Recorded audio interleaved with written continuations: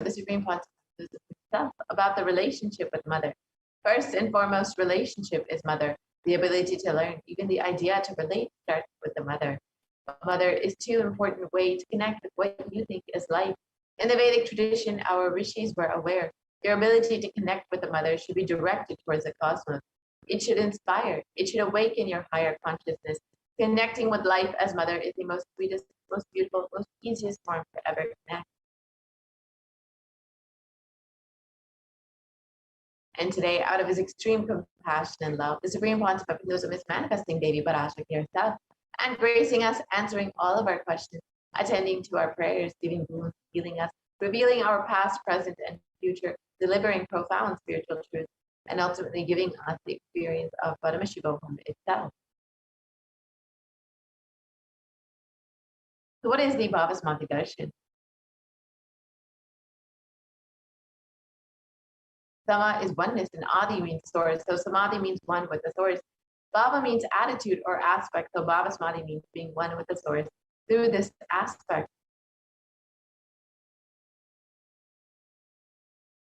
Darshan means to have a glimpse of. In the Vedic tradition, it is used to describe the moment we behold a deity, an avatar, a saint, or an enlightened being as distinct to being it cleanse the karmas of lifetime and create a deep, lasting transformation in the receiver.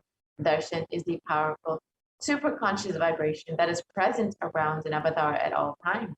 He simply radiates darshan just as the sun continues to radiate light. The auspicious moment when the receiver is able to catch it becomes a moment of darshan for you, raising you to the next level of super conscious breakthrough, like hitting the reset button on your very being.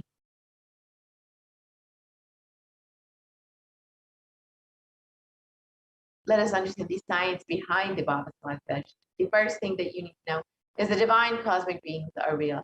They manifest from Kailasa, the enlightened time-space zone, through deities and incarnations. And divine cosmic beings manifest through the Archavatara, the deities in temples, and through the Bhavasmati Darshans in the Nijavatara, the incarnation. The Bhavasmati Darshan is the science of the Nijavatara manifesting Parameshvara consciousness. It is where formless, the being of Parameshvara, expresses through the Divya Sharira, the light body, and manifests as a Nijavatara, the visible form, the embodied form, for us to experience Parameshvara.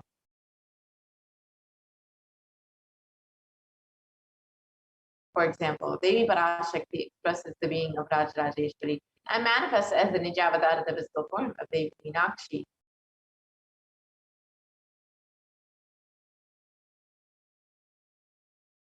And the Archavatara, the deity, reflects the consciousness and being, manifestation and being of the superconscious energy.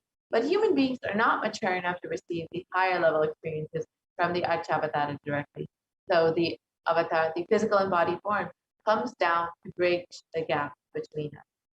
And the Bhavasmati Darshan awakens your Kundalini Shakti, which is the latent potential energy in every human being.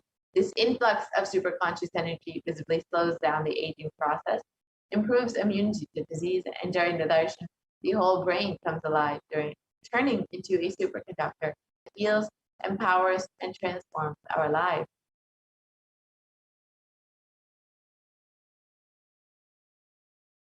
During the Bhavasmati Darshan, our neurons mirror that of the avatar. The mirror neurons activate and process all the observed movements or information of the avatar just by seeing. So the entire body, silently and without moving, receive what is happening elsewhere through a process of direct observation, experiencing the superconscious energy radiated by the avatar. And the Akashic readings are not predictions, they are readings from the cosmic archive. Beyond space, creation and destruction happen simultaneously. In the dimension of time, stars see past, present, and future. And because Akashic records are stored in the Akash of the space dimension, there is no past, present, and future. That is why what you call as happening, yet to happen, are clearly already recorded. So now let us understand who is the Supreme Pontiff of Hinduism. The Supreme Pontiff of Hinduism, Jagadguru Mahasanidanam, Divine Holiness, Bhagavan Nithyananda Paramashivam, is the reviver of Kailasa, the ancient macrocosmic Hindu civilizational nation. The Supreme Pontiff of Hinduism is the 1008th incarnation of Paramashiva, as per Hinduism, recognized by his predecessors who were enlightened masters and adepts. The Supreme Pontiff of Hinduism has made the science of power manifestation, yoga, and temple-based universities as a lifestyle for humanity.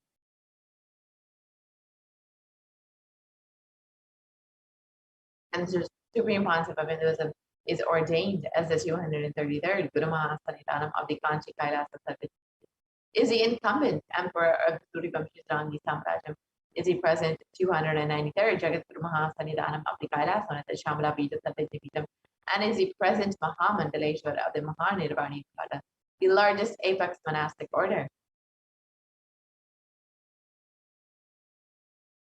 And the Supreme Pontiff of Hinduism is the 1008th Acharya Mahamandaleshwar of the Antalakada, is the present 23rd Guru Mahasanitanam of the Dharma Mukti Parampara Adinam, and has been elected as the Supreme Pontiff of Hinduism by a congregation of over 1,000 Hindu leaders.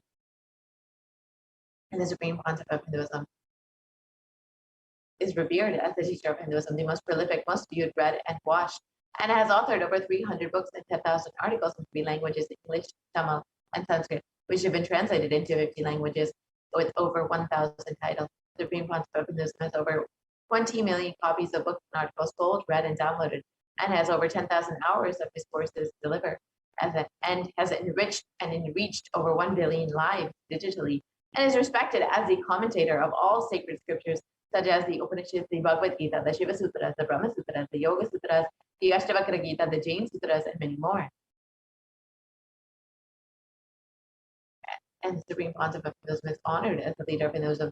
The most awarded, internationally recognized Hindu leader, is a reviver of 108 ancient Hindu sampradayas, including the Rudraganya, Rudras, Shishis, Dichikas, Bhairavas, Bhairavis, and Sanyas, and is the establisher of the largest Hindu university, Kailasas Nithyananda Hindu University, with satellite campuses in 150 countries.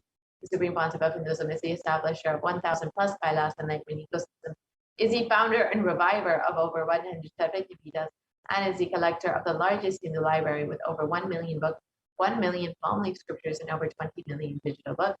So now with this, we will be entering into the next portion of the program, the demonstration of the extraordinary powers, the extraordinary Shaktis of Paramashiva, Parashakti, as demonstrated by the initiated disciples of the Supreme Pontiff of Hinduism, the Nithyananda Yogis and group of Balasans of the Nithyananda order. So now let us enter into these extraordinary Shaktis, witnessing these extraordinary Shaktis.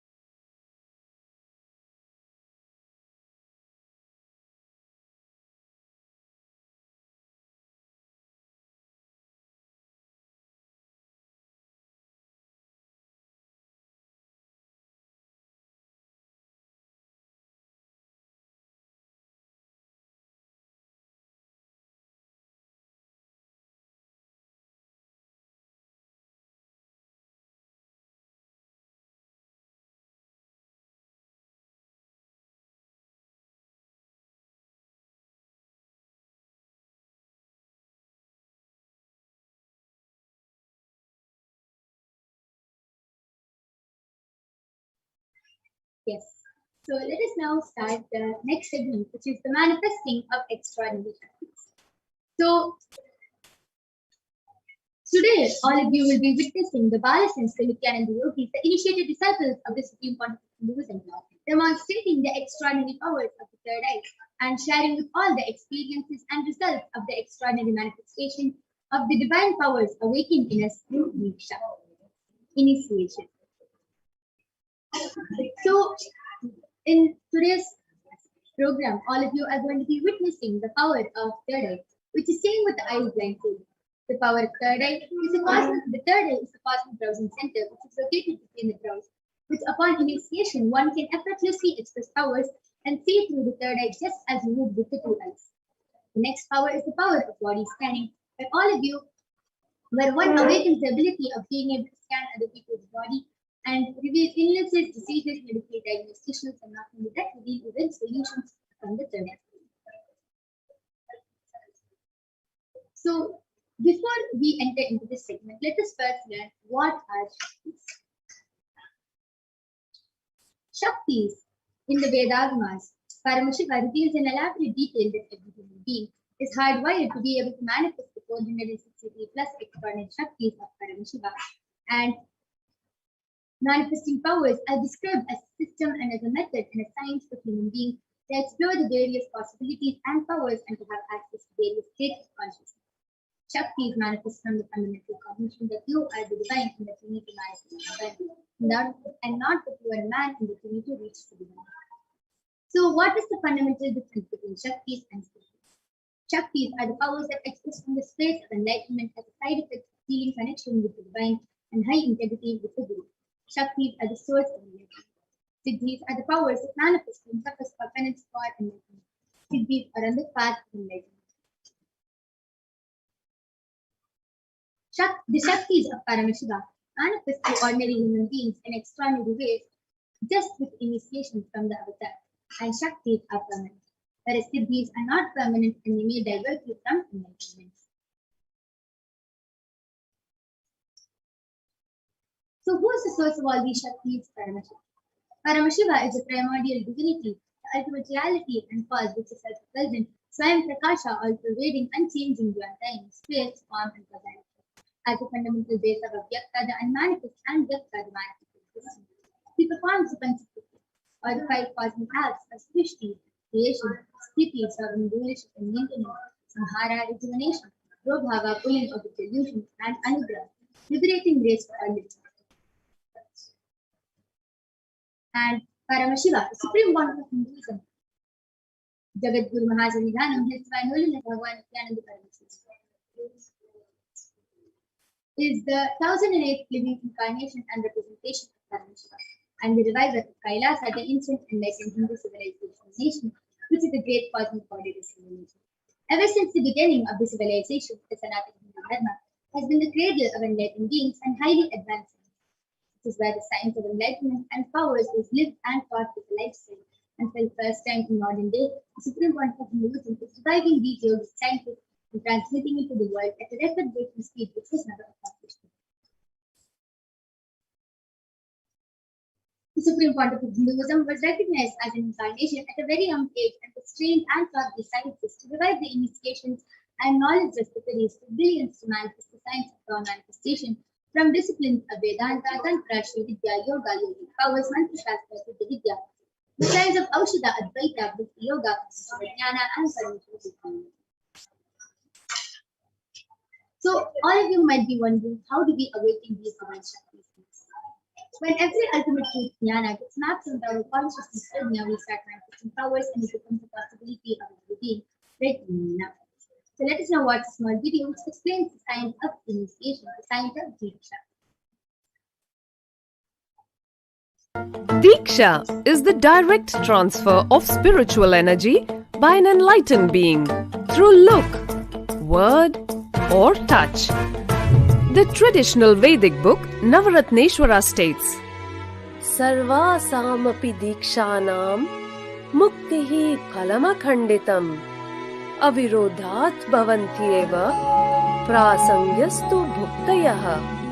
The main benefit of all initiations is moksha, enlightenment.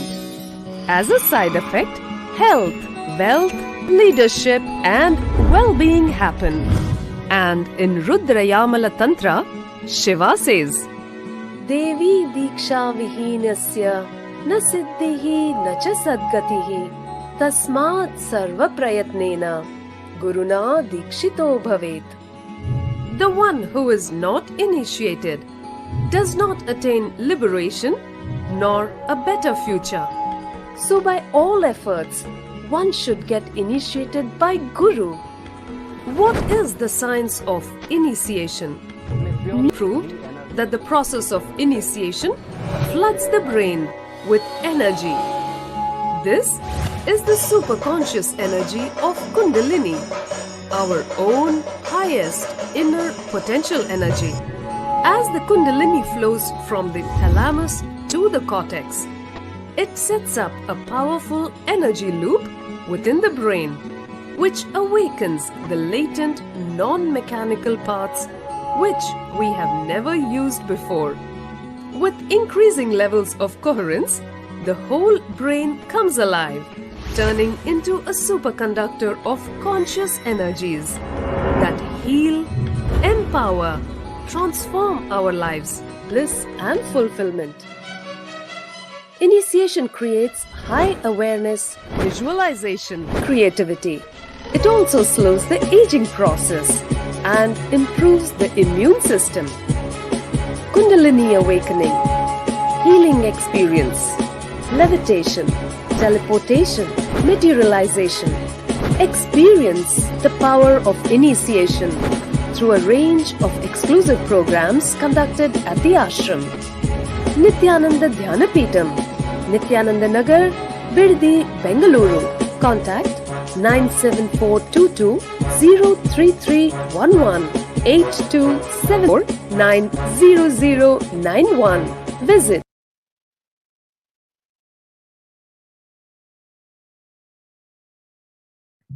Yes, with a beautiful video, let us now understand how the science of power manifestation is authenticated through the four aspects of evidences of Brahman. The first is the Shastra Pramana, which is the eternal unchangeable truths revealed in the source scriptures. The next is the Apta Pramana, which is the experiences and results of Aptas or the authorities of Hinduism, the Vedic rishis and scientists who have time tested and verified this science. Third is the Atma Pramana, the experiences and results of Aptas or the authorities of Hinduism, the Vedic rishis, the experience of His Divine Holiness Bhagavan Nithyananda Paramashivam. This millennium's avatar's personal experience of power manifestation and as to the Pratyaksha Pramana, or the empirical evidence of observation and scientific experimentation. Let us now listen to Shastra Pramana from the Vijnana Bhairava. Kapalantarmanonyasa tishtannilitalochanaha Kramena manaso dadhyat lakshaye lakshyamuttamam. Translation goes, by fixing the mind on the inner space within the crown center and sitting stably without any movement, having the eyes closed in succession, by that stability of the mind and inner space, through the power of the third eye, one directly sees the ultimate goal Laksham by having the vision beyond the sight that reveals any object or place, attaining the space of oneness with the source Paramashiva. Next is the Apta Pramana with Bhagavan Sri Krishna images Arjuna in power. Bhagavan Krishna says, Natumam shakyase drashtum anenaiva swachakshusha divyam dadami te chakshuhu pashyame yogamaishwaram. Translation goes, but you cannot see my cosmic form with these physical eyes of yours. Therefore I grant you the divine third. Behold my cosmic opulence. The next is Atma Pramana, where Swamiji beautifully shares in his own words. An outside broke. The whole 360 First experience is that I was able to see everything around me, above me, the whole three and outside broke. The first experience is that I was able to see everything around me, above me, the whole 360-degree, 10 direction, below me, everything. I realized not only I was able to see, I was able to feel, experience. I felt that the skin of the stone on rock on which I was sitting and the skin of this body both carry me equally. In both I exist equally. The setting sun, rising moon, the whole Arunachala hill, all the plants, bush, shrubs, trees, everything, everything, everything. Just became so alive. The idea, something is inside,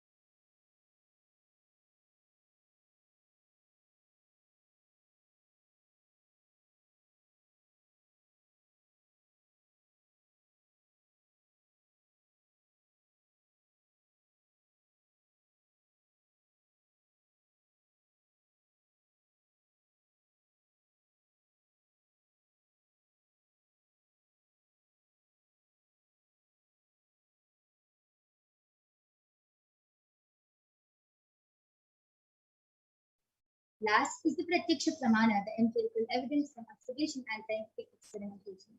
Study measures compare the metabolic cell activity of the brain in the conscious and meditative states of the third eye using the positron emission tomography, the PET. When doing daily activities, high activity is measured in the brain where the third eye is located, and when in the deep state of samadhi, only the third eye region is active in almost 90% of the rest of the brain. So let us now get ready to witness a very unique and exciting demonstration of our third eye, and we'll be back right after a short break.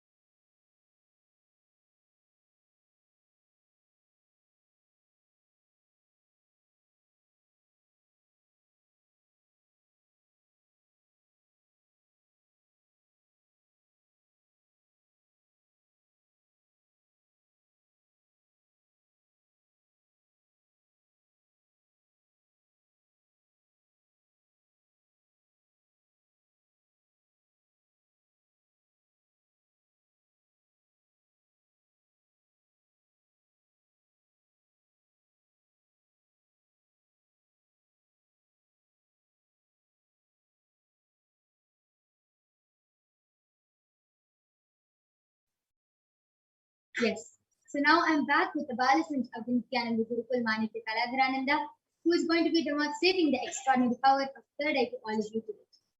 So, as all of you can see, we have the board game with us, and all of you can see.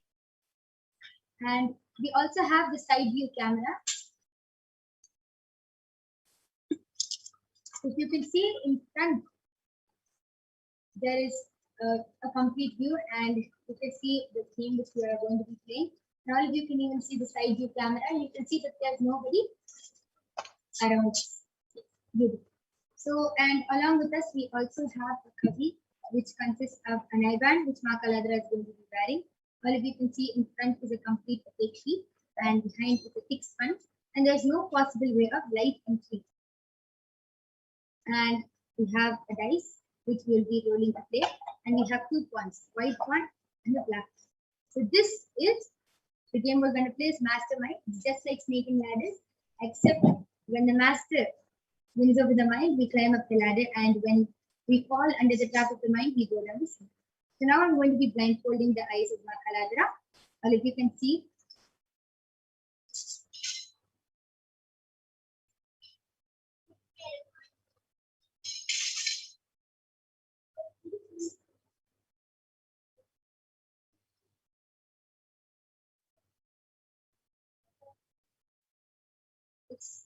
Ma Kaladra, are you comfortable? Yes, I request you to turn to your right, left, up, and down. All of you can see her eyes are completely covered from all sides. Yes, beautiful. So now we have 2 pawns. Which one do you choose, Ma Kaladra? Okay, so then I'll be the black. So we are now keeping both the pawns at the starting. And yes, Ma Kaladra, you can go ahead and roll the dice first. So I got into the yes, wow. Beautiful. All of you can see she correctly got the number 3. You can move 3 steps ahead. Okay, so all of you can see I got the number 2, so I'm moving 2 steps ahead.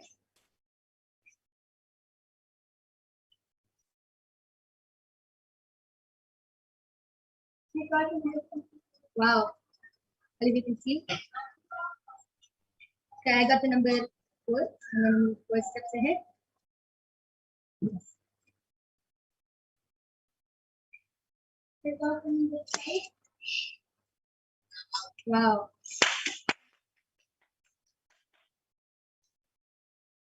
So currently, which number are you at, Ma Kaladra? 10. Okay, beautiful. I'm also going to go ahead and roll the dice. I again got the number 2, so I'm going 2 steps ahead. All of you can see that this whole game is just through the third eye. How many Kaladra? Beautiful.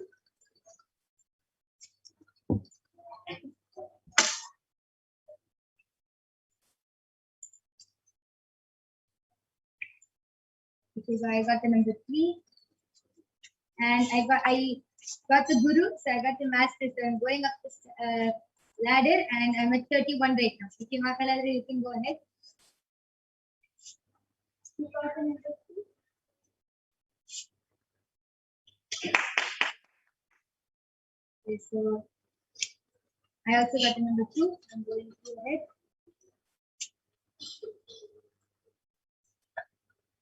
I got the number 2.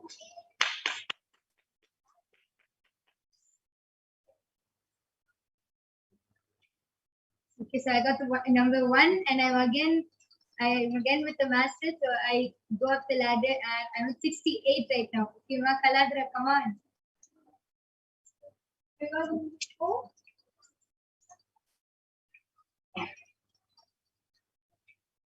Okay, I got the number 6.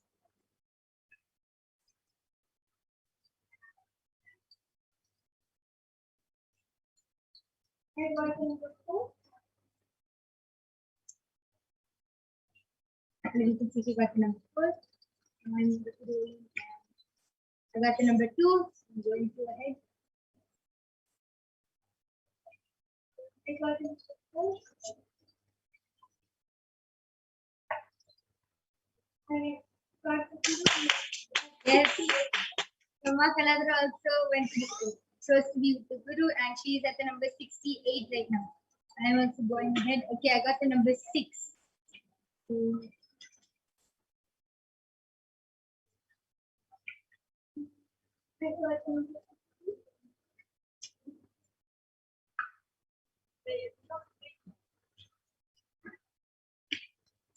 I again got the number 6.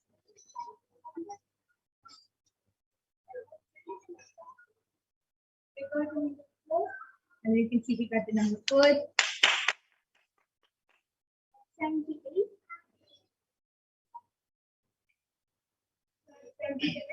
Yes, and I got the number 2 ahead.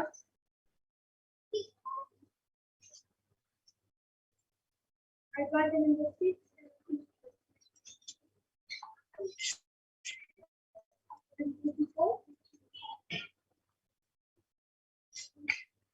Okay, I got the number 5.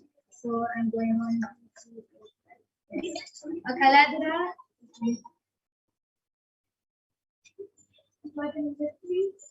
Beautiful. All of you can see how exactly she's rolling the dice and reading the number exactly as it is through her third eye. Beautiful. Okay, so Ma Kaladra got spotted nice. Okay, beautiful. Again, I'm rolling the dice, and yes, I got the number 5. Yes, and we've reached the number 100 now. Beautiful.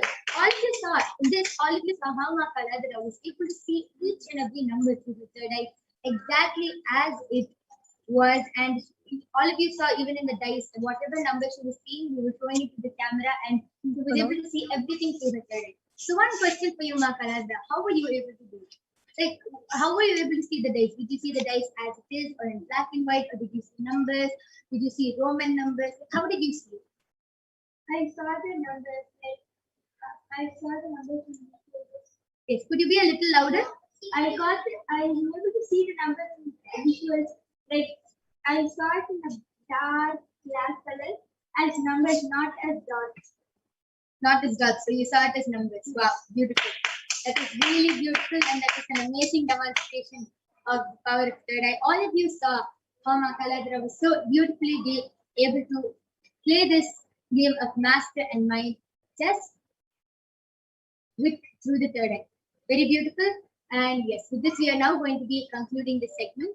And we complete with all of you. We are not going to be having the power of body scanning due to the interest of time.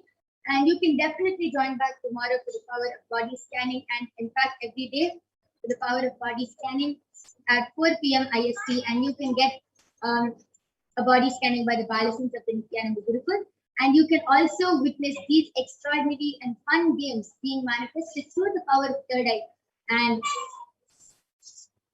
by the Balasins of the Nithyananda Gurukul.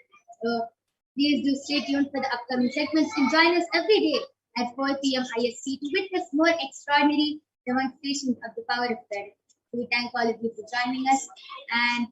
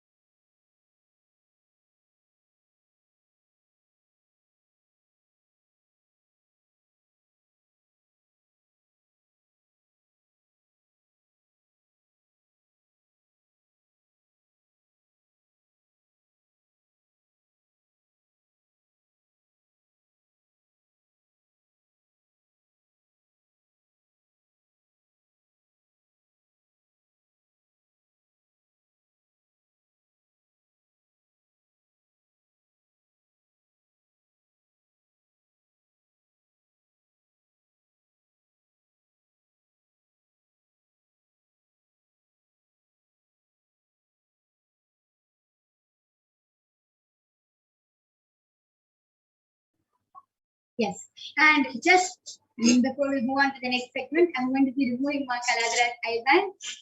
Yes, all of you can see it's completely intact. There's no difference, and in the eyeband there's no difference. It's completely the same. And yes, that is a very beautiful demonstration, Ma Kaladra. So we'll be moving on to the next segment in a few minutes. Yes, please stay tuned. Thank you. Nithyananda.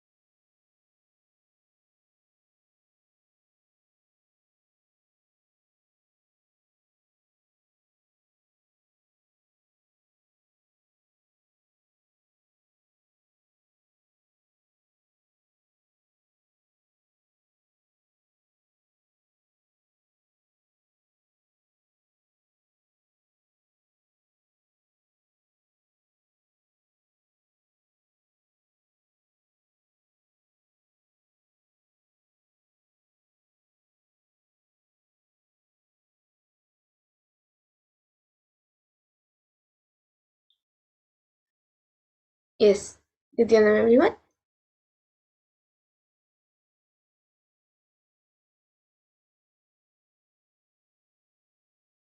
So now, after that wonderful demonstration of the powers of third eye that all of you just witnessed, let us now move to the next segment of this program where all of us will be learning more about Devi Parashakti, the divine feminine consciousness.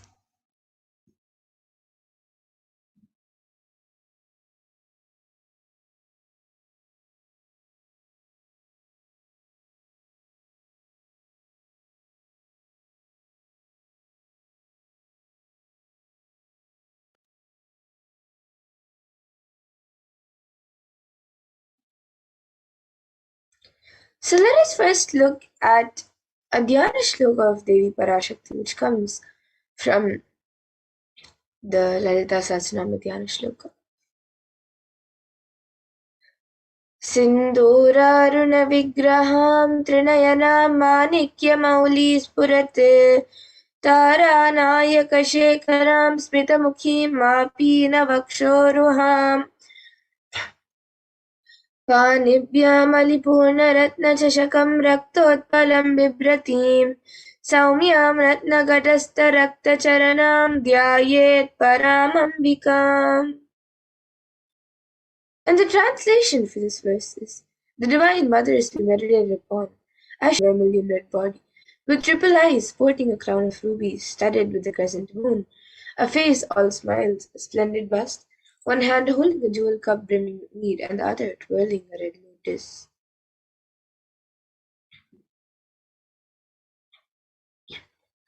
And another Dhyana shloka of Devi Parashakti, which comes from the Lalita Sahasranama Dhyana shloka, beautifully says, अरुणां करुणातरङ्गताक्षीं धृतपाशाङ्कुशपुष्पबाणचापाम् अनिमादिभिरावृतामयुकैः रहमित्येव विभावये भवानीम्. And the translation for this verse is, I meditate on the great Empress. She is red in color and her eyes are full of compassion. She holds the noose, the gourd, the bow, and the flowery arrow in her hands. She is surrounded on all sides by powers such as Anima for rays, and she is the self within me. And Devi Parashakti is the ultimate pure feminine consciousness. Parashakti is the cosmic mother. It is her cosmic womb from which billions and billions of universes come out and go in, and the source where the Big Bang and black holes go on and on. Parashakti is the source Shakti, the source energy, the source power, from which all of us came, in which all of us are in even now, and in which all of us are going to merge. And out of her extreme love and compassion, Devi Parashakti herself is manifesting through the embodied form as the Nijavatara of the Supreme Point of Hinduism, Jagadguru Mahasannidhanam, His Divine Holiness Bhagavan Sri Nithyananda Paramashivam, gracing us, answering all of our questions, attending to our prayers, giving boons, healing us, revealing our past, present, and future, delivering profound spiritual truths, and ultimately giving us the experience of Paramashivoham itself.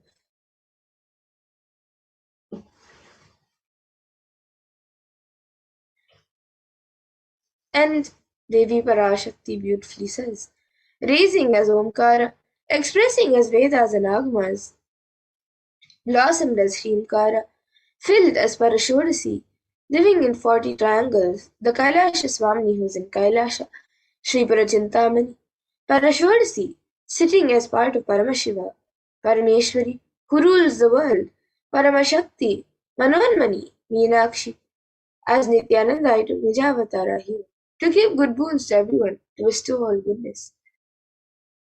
Hiranyagarbha Swarupini, Brahmanda Yoni, Shami, Chandramauli, Rapala, Aparna, Uma, Parvati, Savitri, Navayavana, Samrajya Lakshmi, Parameshwari, Parashodasi, Meenakshi, taking the form of Nithyananda. In the form of Nithyananda, I came here as Nijavatara. With great compassion and blessing, listen people, to do good to all of you, I took the form of Nithyananda and came down as Nijavatara. And Devi Parashakti continues to reveal, raising in Omkara, blossoming as Shiva, Shiva manifesting as source of existence, powers of existence, expression of existence, from the oneness of Om, blossoming into two as Prakriti and Purusha, blossoming as Trisha, Kriya and Jnana, growing as 4 Vedas, expanding as 5 Panchabhutas, beyond 6 chakras, filled as Gotras of 7 rishis, expanding as 8 directions, existing as 9 grahas, blossoming as 10 indriyas, being as 11 rudras, creating all the worlds, bringing life to tell and make truth blossom and to do good. Parashodasi, Meenakshi, in the form of Nithyananda, I came to bless every one of you. So now let us see how we can receive Devi Parashakti. So literally you are seeing Paramashiva and Parashakti at that moment. She is there on your screen, so always receive her in a very traditional way. You can keep 2 beet leaves, 1 banana, 1 beetlet, and a coin in front of the screen as you watch Devi Parashakti. Now, some of you might be wondering what exactly a coin is considered as. So, a coin in the Hindu tradition is actually considered the traditional dakshina, and it can be the lowest value. In India, it can even be just 1 paise, and in the US, it can even be just a cent. Swamiji says, I'm not trying to monetize, keep even 1 cent, it is okay. So, for 100 days, if you have darshan, it will add up to $1. In India, even 1 paise is okay.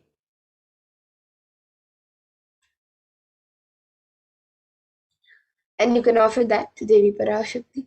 And once the darshan is over, you can do namaskar, eat the banana, the wheat leaf, and the betel nut, taking it as prasadam immediately. And the coins that you collect, you can send it to the Los Angeles temple for the further procedures. And this betel leaf and betel nut may actually look too small, but in a few days you will see how much it adds to your sentiment that really Devi Parashakti is there. You will not take the Devi darshans for granted. Rituals will break your monotonous unconscious mentality and lifestyle and remind you and raise you to powerful cognitions. It will break your unconscious behavior. And now here all of you can see how you can set up your tambulam. So you can arrange the wheat leaf, the betel nut, the banana, and the coin on a plate and keep it in front of the screen. You can also keep a few additional items such as a few flowers, kumkum, turmeric, glass bangles, and a coconut. But the 4 basic items is the betel leaf, the betel nut, the banana, and the coin. So you can arrange all the items on a plate, keep it in front of the screen as you get ready to watch Devi Parashakti. And now with that, we come to a conclusion of this segment where we have learned who is Devi Parashakti and how we can receive Devi Parashakti in a very traditional way. So now let us move to the next segment of this program where all of us will be learning what exactly Devi Parashakti has revealed in the Akashic readings on all the various problems, the cause and the solution for all the various problems that the world is going through today. And what is the solution for it? What Devi Parashakti has revealed in the Akashic readings as the cause and solution for it? And how important it is for us to follow what Devi Parashakti has revealed, we will be learning in the next segment. So please stay tuned for the next segment and we will be back after a short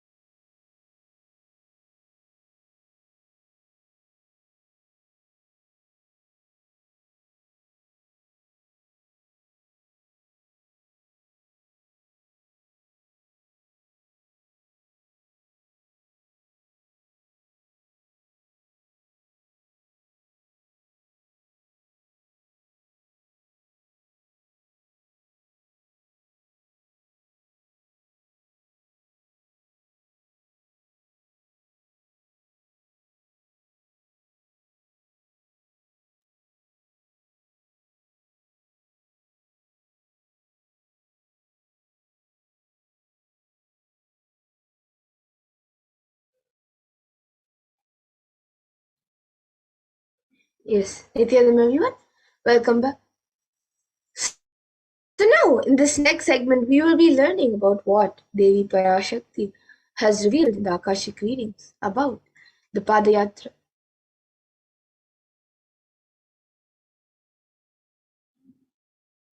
So humanity is still undergoing the after effects of the cosmic deluge, the Pralaya. Thousands of deaths due to the global pandemic and emerging fungal epidemics, along with record numbers of natural disasters, have taken a huge toll on humanity's physical side, leading to an increase in poverty, malnutrition, depression, and mental health issues.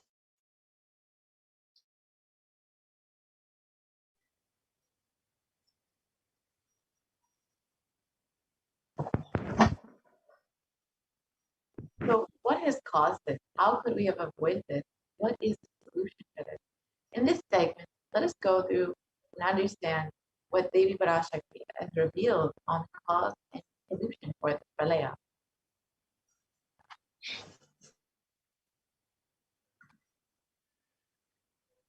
So all of us know that during this time, Yes, there have been over 4.4 million deaths across the globe due to COVID-19, and this number of total confirmed cases has crossed well over 220 million. And the worst affected countries are US, India, and Brazil.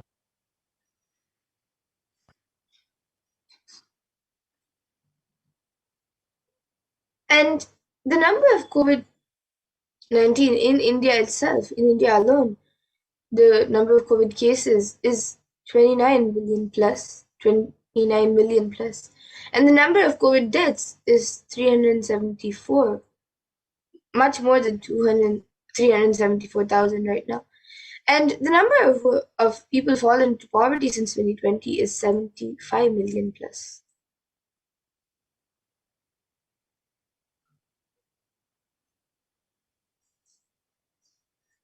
It is not just that India is suffering from the COVID-19 pandemic. India is also suffering from an ongoing suicide and depression epidemic. India is considered to be the sixth most depressed country in the world, with 6.5% of the population suffering from some form of mental illness, and with a suicide rate of 10.9 for every 1 lakh people. And the average suicide rate in India is highest among the age group of 15 to 24-year-olds.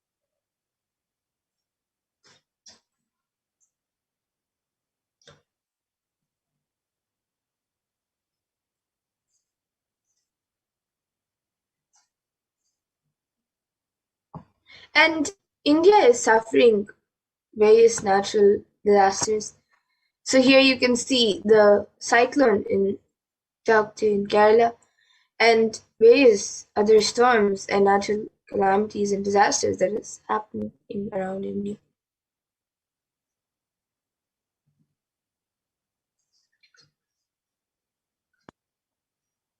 So how could we have prevented this?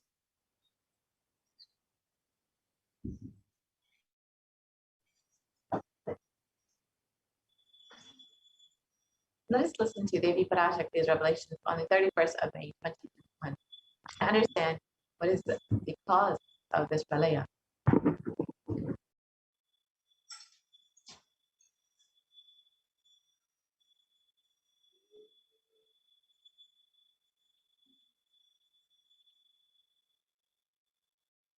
இரண்டாயிரத்திருபத்திரண்டு வரை India செல்ல வேண்டாமா என்று கேட்கின்றாய். நன்றாய்த் தெரிந்துகொள், சொல்வதைப் புரிந்துகொள். இந்தப் பெருநரகமான கிருமி இந்தியாவிற்குள் வரக்கூடாது என்பதற்காக 2020 பாரதம் முழுவதும் 12 ஜோதிர்லிங்கமும் பாத யாத்திரை செய்திடவே என் மகன் மூலமாய் திட்டமிட்டிருந்தேன். படுபாவிகள்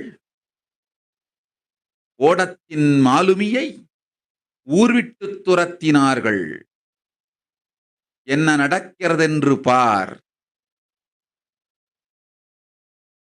முறையாக கையிலாய நாட்டின் தலைவனாக நிறை மரியாதையொடு நல் மதிப்பொடு என் நிஜாவதாரம் நித்யானந்தன் திருவடி மீண்டும் பாரதத்தில் பட்டு பாத யாத்திரை செய்த பிறகு மட்டுமே நீ அங்கு செல்ல வேண்டும். அதுவரை உன்னை காத்து செல்லாதே. ஓம் ஓம் ஓம்.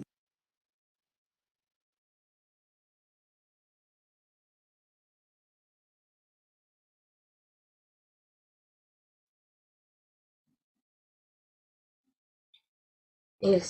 So now, let us see what Devi Parashakti has revealed. The translation of what Devi Parashakti has revealed in English. So, Devi Parashakti has revealed, for this huge Kirmi Bhojanam, hell, not to come to India in 2020 itself, I had planned to do Padayatra throughout India and the 12 Jyotirlingas through my son, Swamiji. They chased the captain of the ship out of the country. See what is going to happen.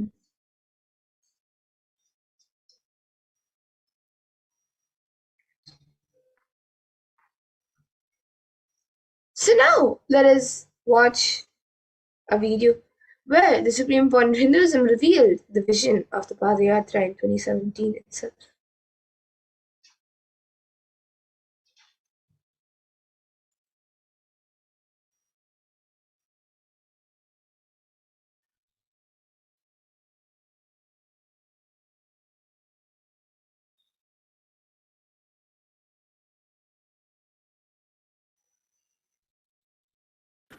Want to do 1 year Padayatra specially for this purpose in 2020.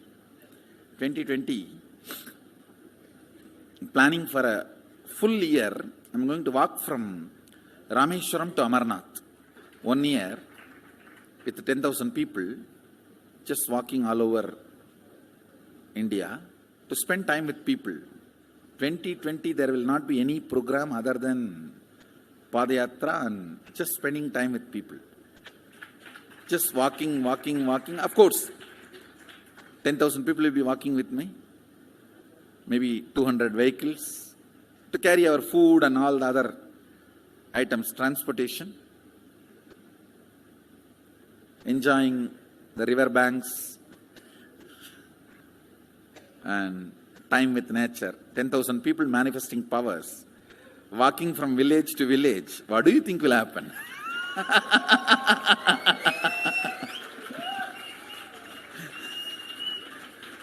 The scene of Buddhism spreading will be repeated now. How the Buddhism spread. 10,000 monks walking from village to village. What will happen? That's only monks. Here power manifesting 10,000 people. The whole village will be manifesting powers. Just want to enjoy India and let India enjoy me. So planning for next year Kumbh Mela 2019, next year January Kumbh Mela. Before that, all the Balalayam, everything. Balalayam is going to be like the same structure outside with one stone tower, gold coated. It will be something like a 40 to 50 feet tall stone tower and 5 Rajagopurams, which will be something like 120 feet. This will be the Balalayam. And after the Mulalayam is built, this Balalayam will serve as a Utsava Murti Sannidhi, where the Utsava Murtis will be worshipped and where the Archanas. See, in the main temple, there will not be any Archana or anything, because just for Darshan itself, there will not be time. Like Tirupati, you can only have Darshan and Arti, the camp for Arti. No other worship is allowed in the main temple. Because 12 Abhishekam is going to happen, 12 Kala Abhishekams. So continuously the rituals will be going on. People can have only darshan. They will not be able to involve themselves in any ritual. Other than darshan, nothing else will be allowed. So all the archana, all the other offerings, like people will offer the archanas and other, everything will be done to to the Utsava Murti, which will be kept in the Balalayam, the present Balalayam structure. So people can spend time here. That will be more like a main darshan. This will be like energy darshan, where you can give letter, get response. So by next year, the Balalayam will be ready. So 2019 full year, I will be conducting the programs and everything. 2020 will be the one full year Padayatra, walking. From next year, Jayanti, means 2019's Jayanti to 2020's Jayanti. Full year, Jayanti to Jayanti will be Padayatra. Before that, we will make 10,000 people power manifestors. It will be sannyasi, brahmachari, grihastha, all put together. 10,000 people will be walking. What a scene it will be.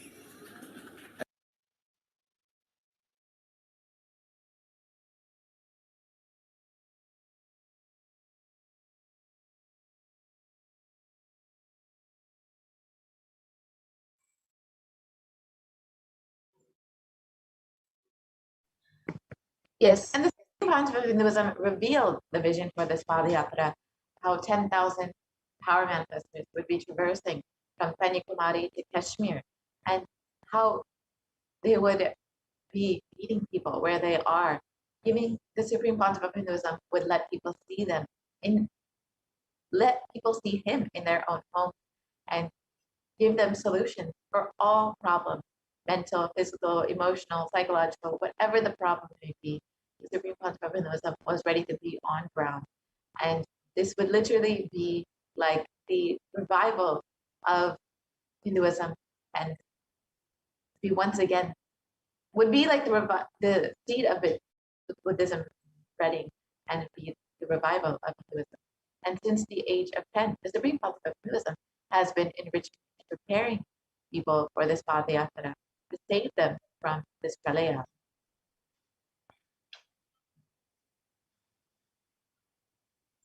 And from that age, the Supreme Point of Hinduism has been enriching and initiating masses into enlightenment through his powerful discourses, initiations, and darshans. So here you can see various programs conducted by the Supreme Point of Hinduism, where thousands of people have attended the programs. Yes. In 2005 in Vellore, Tamil Nadu.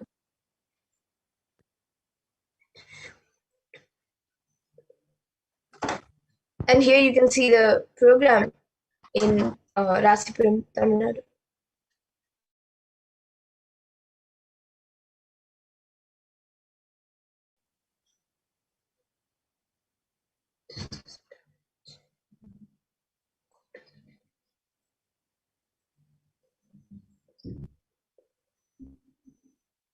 And here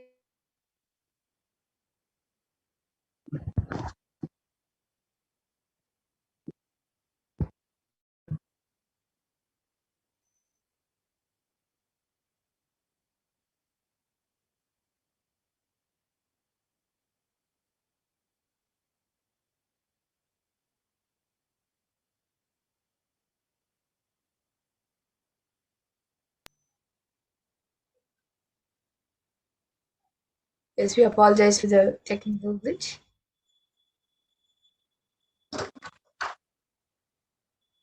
So since that age, the Supreme Point of Hinduism has been going around the world and initiating and enriching thousands of lives worldwide.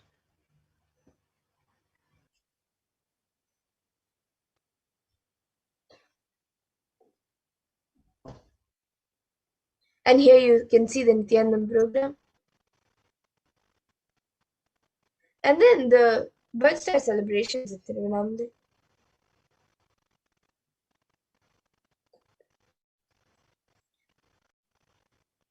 And then the 29th Jayanti celebrations.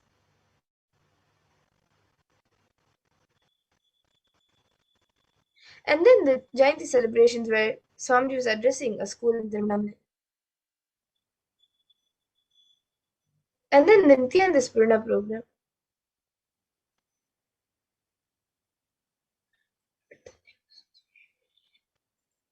And then you can see the Guru Purnima celebrations here.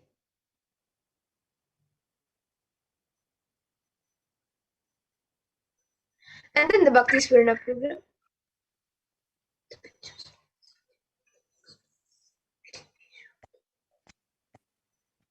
And then here you can see the Dhyana Swarna program.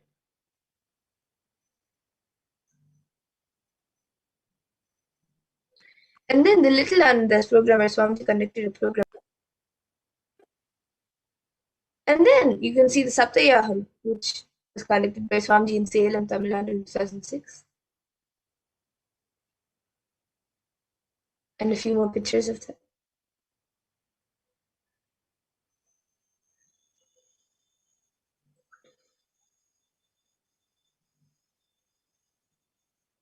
And a few more pictures of the Satyayam that took place in Tamil Nadu. And the culturals, the traditional arts performances that happened in Salem. And here you can see the Nithyananda Swarna program in the Adi Kailas Nithyananda Sarvagni Peeth. And then the Nithyananda Swarna program in Tamil Nadu, Salem.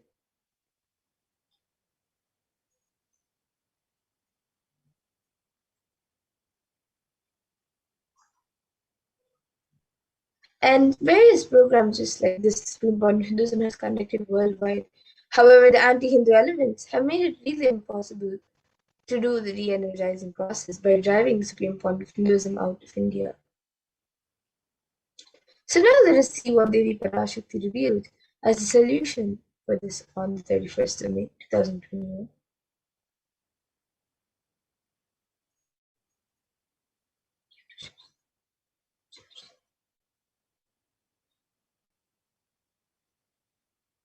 இரண்டாயிரத்திருபத்திரண்டு வரை India செல்ல வேண்டாமா என்று கேட்கின்றாய். நன்றாய்த் தெரிந்துகொள், சொல்வதைப் புரிந்துகொள். இந்த பெருநரகமான கிருமி போஜனம் இந்தியாவிற்குள் வரக்கூடாது என்பதற்காக 2020 பாரதம் முழுவதும் 12 ஜோதிர்லிங்கமும் பாத யாத்திரை செய்திடவே என் மகன் மூலமாய் திட்டமிட்டிருந்தேன். படுபாவிகள் ஓடத்தின் மாலுமியை ஊர்விட்டு துரத்தினார்கள். என்ன நடக்கிறதென்று பார். முறையாக கைலாய நாட்டின் தலைவனாக நிறை மரியாதையொடு நல் மதிப்பொடு என் நிஜாவதாரம் நித்யானந்தன் திருவடி மீண்டும் பாரதத்தில் பட்டு பாத யாத்திரை செய்த பிறகு மட்டுமே நீ அங்கு செல்ல வேண்டும். அதுவரை உனை செல்லாதே. ஓம் ஓம் ஓம்.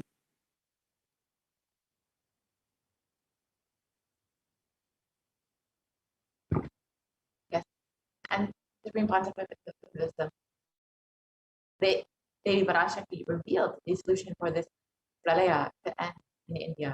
It is only when India received the Supreme Pontificate of Hinduism once again with great reverence and respect, and he is honored as the Supreme Pontificate of Hinduism, the head of the nation.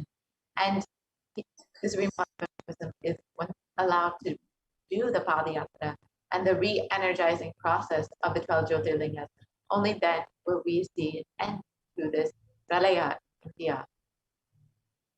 And as we see so much of destruction, suffering around us, as we look around, we can see what the great rishis of the Vedic civilization had described as this Kali Yuga.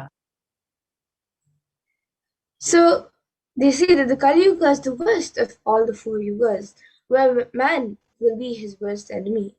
And in the Kurma Purana, Sage Vyasa echoes the Rishi's declaration, and he says, Idam Kali Yugam Goram Sampraptam Pandunandana Tato Gacchami Devasya Varanasim Mahapuram Asmin Kali Yuge Gore Loka Papanuvartina भविष्यन्ति महापापा वर्णाश्रमविवर्जिता नान्यत् पश्यामि जन्तुर्न मुक्त्वा वाराणसीं पुरीं सर्वपापप्रशमनं प्रायश्चित्तं कलौ युगे.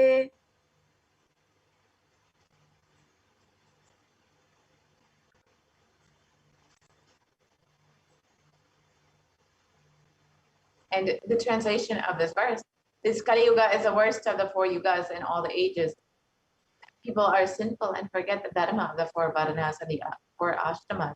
In fact, men are so sinful that no prescribed penance atones for their great sins. The only place which is free from such sins is the great sacred city of Varanasi, the Mahapuri.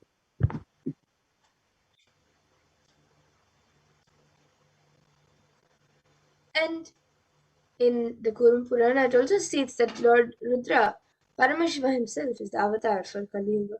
And the verse says, Brahma Krita Yuge Devastretayam Bhagavan Ravihi Dwapare Daivatam Vishnu Kalam Rudro Maheshwaraha. And the translation of this verse, Brahma is the presiding divinity or Devata for the Krita Yuga, the first cycle of time. In the Treta Yuga, the second cycle of time, it is Bhagavan Ravi, in which appeared Sri Rama. In the Dvapara Yuga, the third cycle of time, the presiding divinity is Vishnu. And in the Kali Yuga, the fourth cycle of time, the current age, the presiding divinity, the avatar, is Rudra, Lord Maheshwara, Mahasadashiva himself. And on the 22nd of January 1978, out of his deepest compassion to protect humanity, Paramashiva descended into the human form in the Nijavatar of the Supreme Point of Hinduism, Jagat Guru Mahasannidhanam, His Divine Holiness Bhagavan HDH Nithyananda Paramashivam.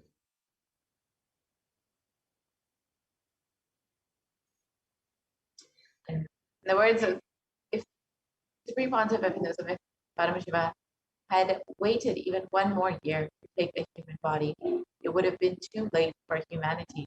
1979 would have been too late. Let us listen to the Supreme Pontiff of Hinduism revealing about this.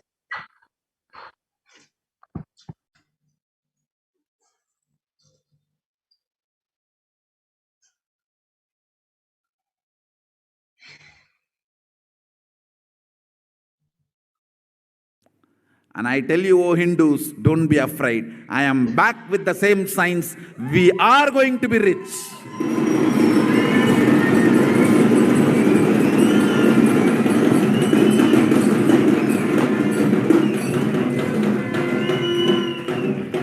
It is not lost. Just the last minute climax. Before it was going to be put off,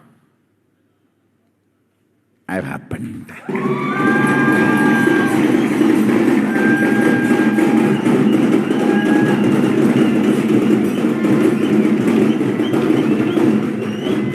(1979) would have been late. 1979 would have been late. If I had time, I would have sent only ambassadors.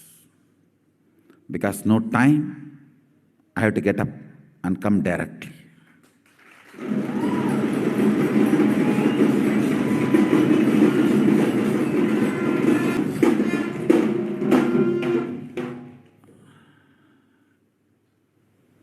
O Hindus, feel blessed.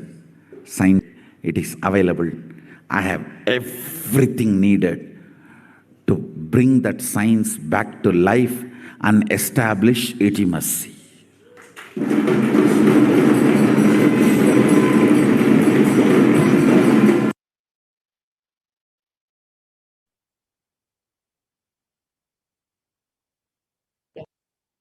The Avatar's advent on planet Earth was to protect the world from this great cosmic deluge, to bring the new age, the Sat Yuga. Let's now watch Supreme Pontiff of Hinduism, Devi Parashakti, revealing about this.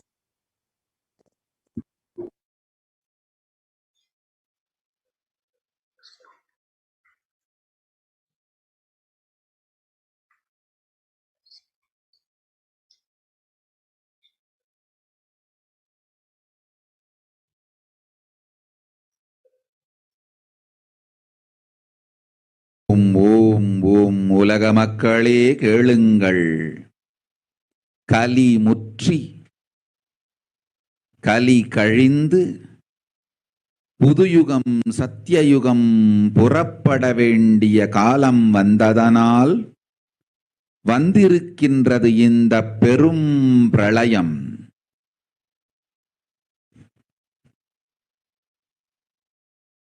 கவலை வேண்டாம் மக்களே.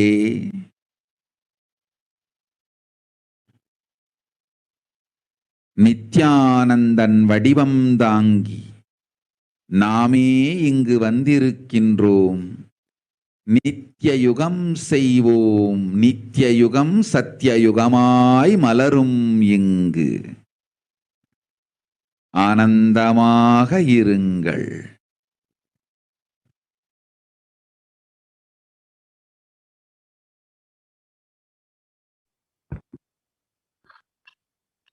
Just look at the translation of Devi Parashakti's revelation. People of the world, listen. Kali Yuga has matured, and over time it has come for Satya Yuga to happen. So this great pralaya has come. Don't worry, people, in the form of Nithyananda. I myself have come here. I will make Nithya Yuga. Nithya Yuga will blossom as Satya Yuga. Be blissful.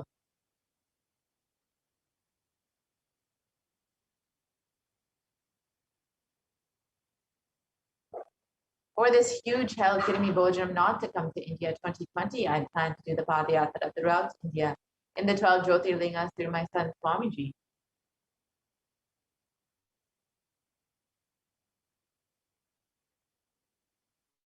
And the Supreme Pontiff of Hinduism has been to protect humanity from the age end.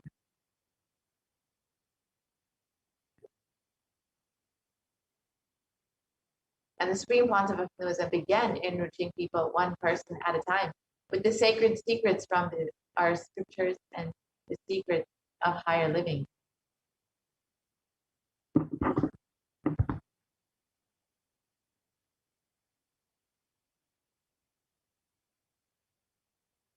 And even as the Supreme Pontiff of Hinduism was just a teenager, all his classmates remember the yatra where the Supreme Pontiff of Hinduism led them from Gudiyatham, Tamil Nadu to Tiruvannamalai, the birthplace of the Supreme Pontiff of Hinduism, and a huge pilgrimage site.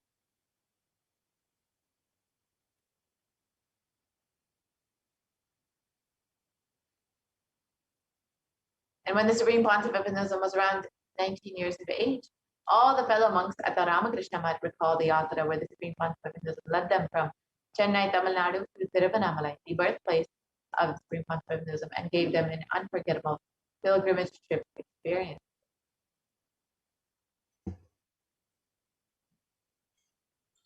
And the Supreme Pontiff of Hinduism continued walking the length and breadth of India, reaching more and more people and preparing each one until the Supreme Pontiff of Hinduism founded the international mission, the Nithyananda Sangha, to revive Kailasa internationally on the 31st of December 1999.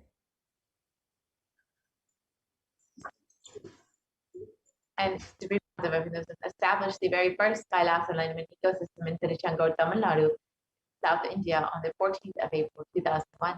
You can see the Supreme Pontiff of Hinduism in this photo, inauguration day, at the age of just 23 years old. And in 2003, the Avatar continued his Vijay Yatra all over the world to enrich people from all backgrounds. And the Supreme Pontiff of Hinduism's intensity and dedication for the people, even among crowds of thousands who don't understand English, the Supreme Pontiff of Hinduism's voice resonated deeply, and his presence moved each one here. And in 2004, the Avatar led his disciples on the first Himalayan Yatra, visiting temples, delivering satsangs, and initiating them into superconscious breakthroughs.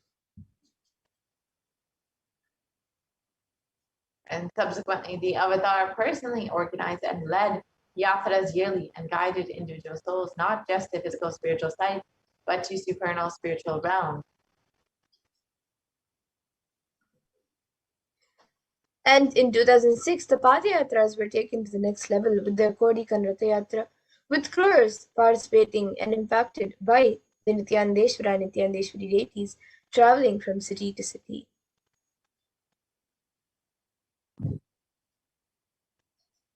So now let us watch a short clip of this Kodikan Ratha Yatra in 2006.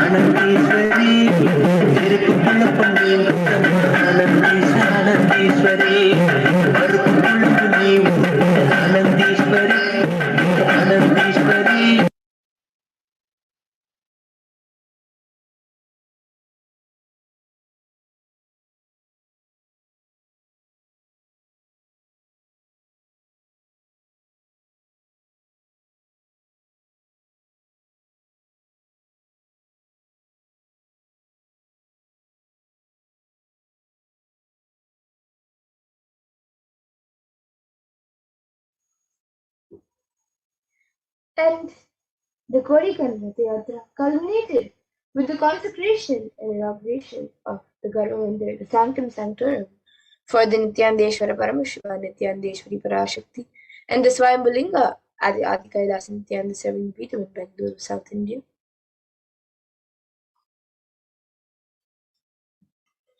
And the deities were energized as Archavataras to radiate the energy of Paramashiva and Parashakti to create the Adi Kailasa Serving Peetham as a ship to save humanity from the upcoming Pralaya. And the Supreme Point of Hinduism created innumerable spiritual energy centers in India as safe havens during the Great Deluge. So here you can see pictures of the Kailas and Tiruchenkoil, the Adi Kailash Sarvapita in Bangalore, and the Kailas in Hyderabad. And in 2008, the Avatar also created and energized the Nithyananda Vaidya Sarovar, the Ananda Linga, which will protect anyone who bathes in its waters from the deadly COVID-19 disease. So now let us watch a short video of the Abhishekam happening to the Linga in Vaidya Sarovar, the Ananda Linga.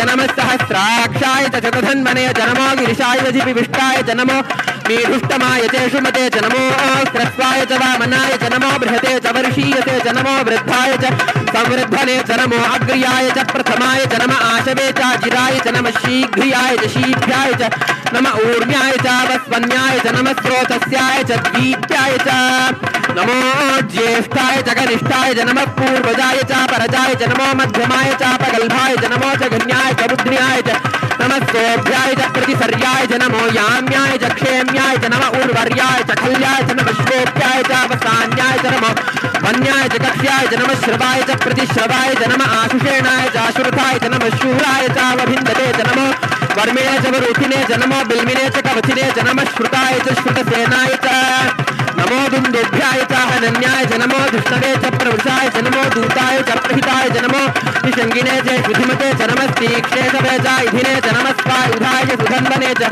नमस्कृत्याय च पथ्याय च नमः काट्याय च नीप्याय च नमः सूर्याय च सरस्याय च नमो नाद्याय च वैशन्ताय च नमः कूप्याय च भट्याय च नमो वर्षाय च नमो मेघ्याय च विद्युत्याय च नमः ईर्ध्याय च तप्याय च नमो वात्याय च रेश्म्याय च नमो वास्तव्याय च वास्तुपाय च ओम नमः सोमाय च रुद्राय च नमः ताम्राय च अरुणाय च नमः शंगाय च वशुपतये च नमः उग्राय च भीमाय च नमो अग्रे वधाय च दूरे वधाय च नमो हन्त्रे च हन्यसे च नमो वृक्षेभ्यो हरिकेशेभ्यो नमस्ताराय नमः शम्भवे च मयोभवे च नमः शंकराय च मयस्कराय च नमः शिवाय च शिवधराय च नमः तीर्थ्याय च कूल्याय च नमः पार्याय च वार्याय च नमः प्रतरणाय चोत्तरणाय च नमः आतार्याय च लाद्याय च नमः षष्ट्याय च फेन्याय च नमः सिकत्याय च प्रवाह्याय च नमः इरण्याय च प्रपत्याय च नमः किगंशिलाय च क्षयणाय च नमः कपर्दिने च पुनस्तये च नमो गोष्ट्याय च गृह्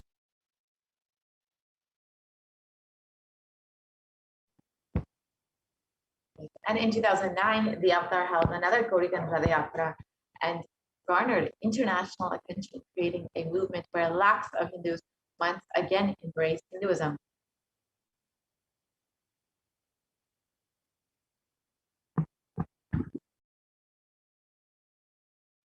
போல நின்பதம் கண்ட என் மனோ நித்ய சத்குரு நித்ய சத்குரு நித்ய சத்குரு நித்யனே நித்ய சத்குரு நித்ய சத்குரு நித்ய சத்குரு நித்யனே நின்முகம் நீனைந்து இங்கு நிர்மலமாகவே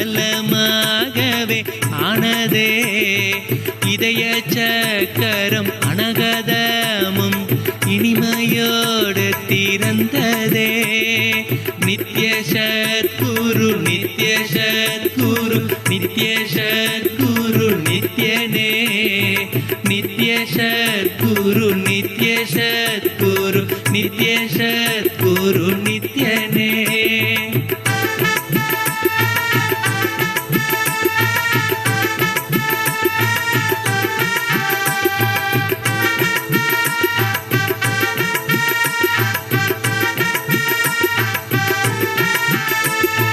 மற்றவர் கண்டு மறைகள் எல்லாம் கழன்று விசுத்தி அதுவும் அசுத்தியாய் பொறாமையோடிங்கு ஏக்கத்தோடப்பா புண்ணியம் எல்லாம் போனதே எரிந்தவயிரும் ஏக்கமும் சேர்த்து விசுத்தி அசுத்தியானதே விசுத்தியை தீர்க்க விமலனின் பதம் விரிந்து இங்கு வரவேணுமே நித்ய சத்குரு நித்ய சத்குரு நித்ய சத்குரு நித்யனே நித்ய சத்குரு நித்ய சத்குரு நித்ய சத்குரு நித்யனே ஆமை பூகுந்த எண்ணகந்தினை பொறாமை பூகாது காக்கவே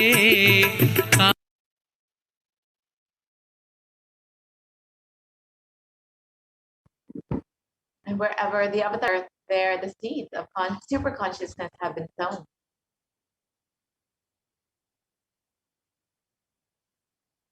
With 1,000 plus Kailasa enlightenment ecosystem around the world, over 1 billion people have been enriched and enriched by the avatar. So here you can see the Kailasa and Erode, the Adi Nithyananda Peetham. Yeah, when you'll see in the next several photos, just a few of the Kailasa enlightenment ecosystems created by the Supreme Concept of Hinduism. Here's the Adi Kailasha Satyamita in Bangalore, India. Here you can see the Kailasa in Tirunelveli.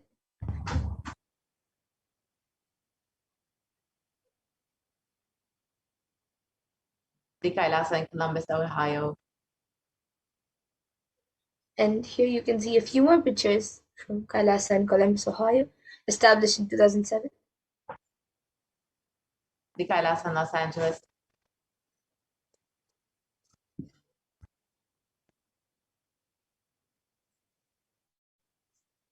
And here are a few more pictures of the Kailasa in Los Angeles. the Kailasa in San Jose,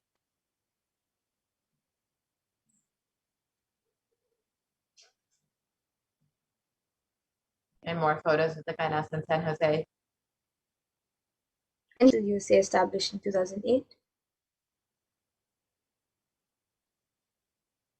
and the Kailasa in Seattle, Washington, more photos. Here you can see the Kailasa in Houston, Texas, USA, established in 2017. And here are more photos of the Kailasa in Houston, Texas. And here you can see the Kailasa in Charlotte, North Carolina, USA, established in 2013. The Kailasa in New York,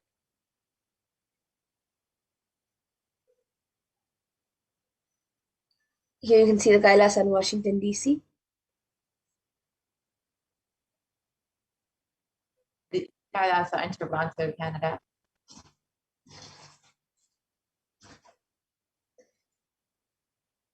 City, Oklahoma, USA, established in 2007.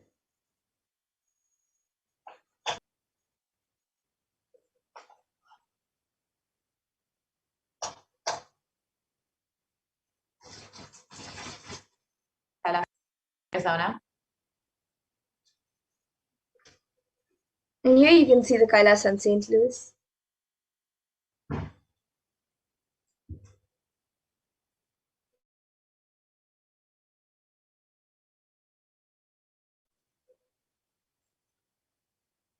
And the Kailasa in Oman.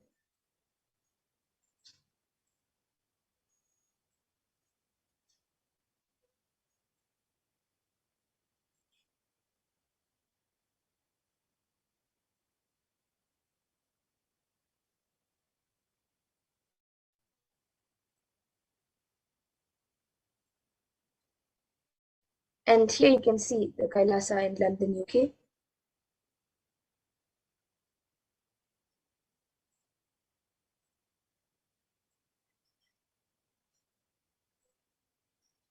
the Kailasa in London, UK,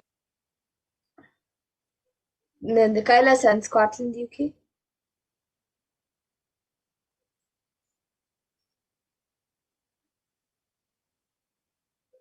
the Kailasa in the Netherlands, And here you can see the Kailasa in Slovakia. the Kailasa in Belgium,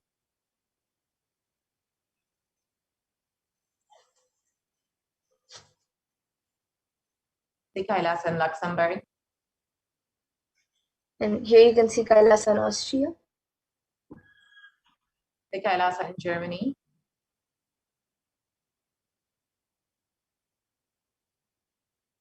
And here you can see the Kailasa in Italy. the Kailasa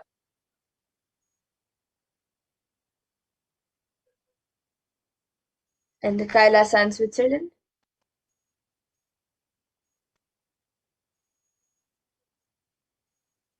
the Kailasa in Switzerland, The Kailasa in Mauritius.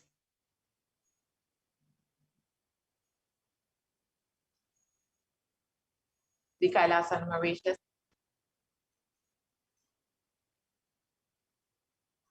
And the Kailasa in South Africa.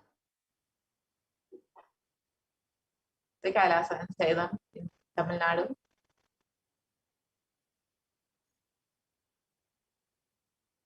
And here are a few more pictures of the Kailasa in Salem, established in 2006.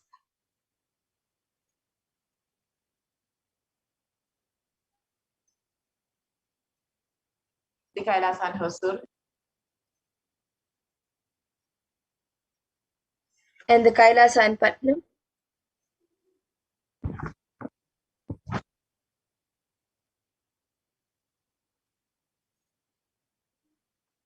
the Kailasa in Varanasi, And here you can see the Kailasa in Rajapalayam, established in 2008. the Kailasa in Rajapalayam,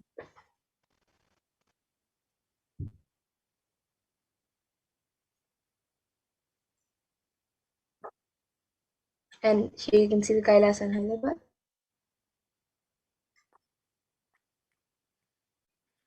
the Kailasa in Hyderabad. Here you can see the Kailasa in Gujarat.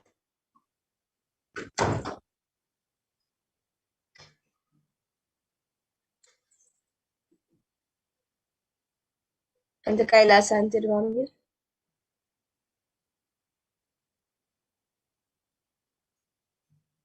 The Kailasa in Alankulam.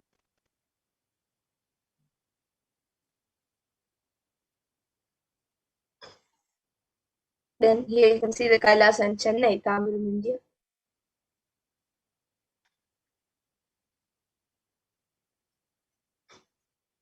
The Kailasa in Tambaram, Chennai. The Kailasa in Avadi, Chennai. And here's another Kailasa in Chennai, India. And Kailasa in Melbourne, Australia.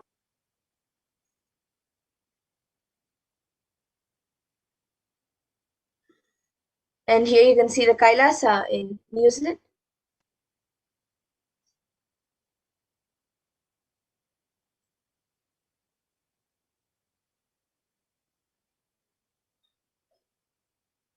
The Kailasa in New Zealand. Kailasa in Singapore. And you can see now the Kailasa in Kuala Lumpur, Malaysia, established in 2008.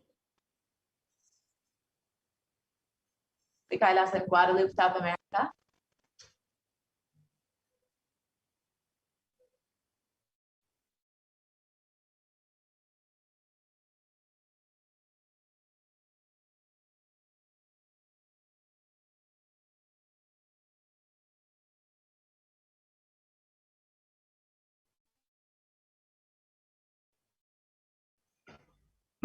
Yes. Has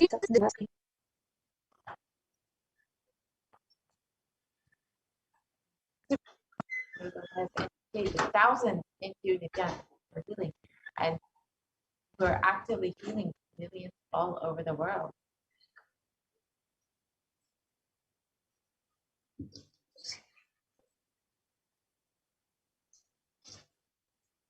And 2,500 plus satsang centers and Paduka mandirs and home temples operate around the world as de facto spiritual embassies of Kailasa.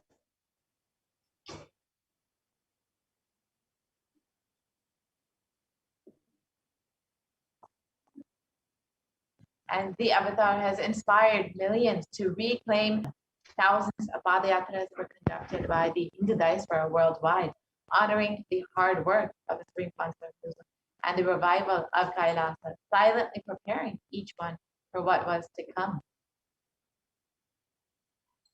And in 2017, devotees in Malaysia planned a Padayatra and executed it successfully, with thousands participated, and with the dying Hindu population in Malaysia re-inaugurated.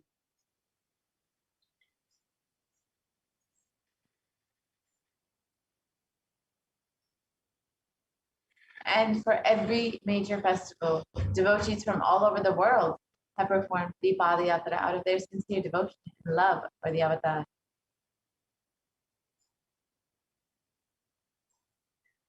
And here you can see some of the global achievements and services by the Supreme Point of Hinduism. So you can see that Kailasa has 1 billion e-citizens and 26 plus years of humanitarian services that Kailasa has provided to the world's families provided to the world, and 1 billion free organic nutritious meals served and continuing to serve, and a diverse global population in 347 cities, 196 countries across 6 continents.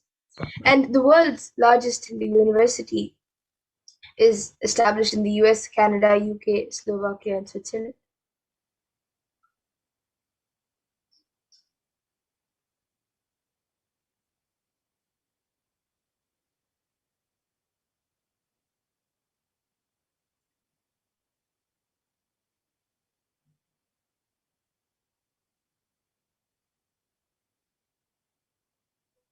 And Kailasa is the world's greatest digital Hindu nation with over 1 billion views. And you can connect with us on various social media platforms, including Twitter, Facebook, Instagram, YouTube, and many more. And you can also visit our websites, kailasa.org, nithyananda.org, Nithyananda Hindu university.org, Kailasa TV, Nithyananda TV. And of course, you can always download the Enlighten app and constantly stay in the space of enlightenment and the teachings of the Supreme Pontificate. And despite all of the, despite being chased out of India, the Supreme Pontificate has continuously been protecting people during this Pralayat, during this time when so much of destruction, so much of suffering is going on, whether it's with the Paramashivoham program or all the various Kailasa enlightenment ecosystems created for the sake of creating this environment where people can be experiencing the teachings of Hinduism. And if you would like to sign up for any of these opportunities, any of these programs, initiatives created by the Supreme Pontificate, you can visit kailasa.org and become an e-Kailashian today. You can sign up for the Paramashivoham program, the 60-day program, which has been going on non-stop since the beginning of this Pralaya, since the beginning of this pandemic. In order to protect humanity, you can visit paramashivoham.org, sign up today. And the Supreme Pontificate has been continuously, tirelessly working, has enriched over 1 billion e-citizens worldwide. And if you would like to also become an e-citizen, you can visit kailasa.org. With this, we will be concluding this portion of the program, and we will be entering into the next segment, where we will be understanding some of the various offerings that we can make to Devi Parashakti and how we can connect with Devi Parashakti through these various offerings.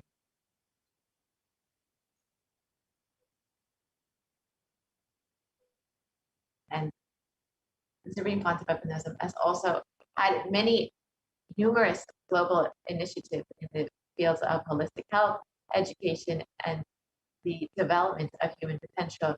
And all of these have been increased since the beginning of this pandemic, with more and more online e-gurukulas being opened, more free food being delivered, and more health healing opportunities being available despite this ongoing pandemic. And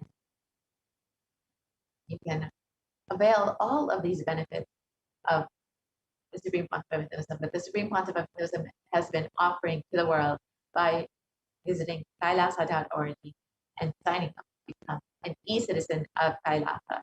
So now let us enter into this next segment, the offering segment. And an offering is just a small token of your love and gratitude to the divine, just to say thank you, just to say I love you and thank you for happening in my life. Just a small token of your devotion. So you can stay tuned for this next segment where we will understand some of the various offerings that we can make.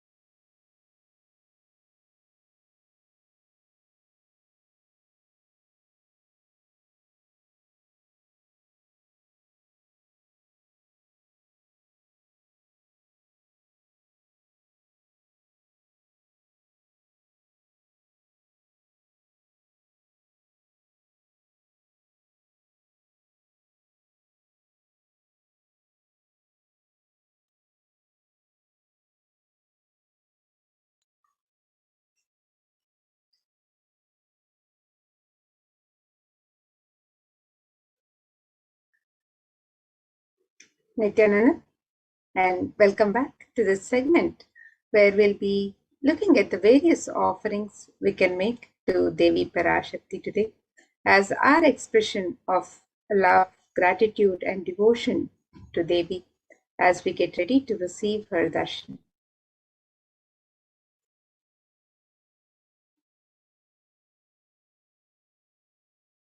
In the Hindu tradition, the offering is a pure gift of love, devotion, and oneness.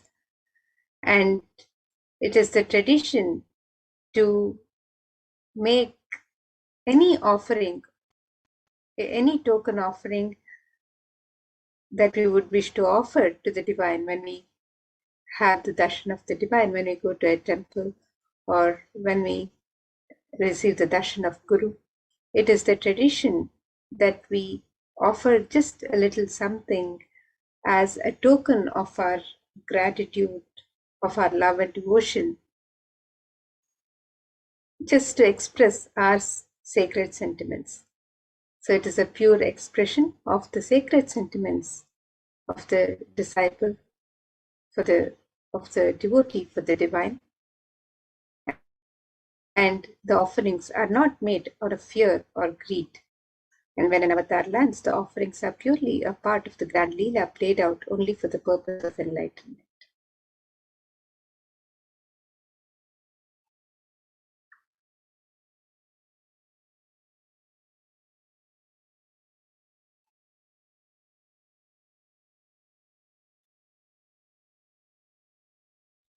And as we get ready to receive Devi Parashakti with the traditional offerings that we wish to offer to Devi Parashakti, let us contemplate on the glory of her form with this Dhyana Shloka.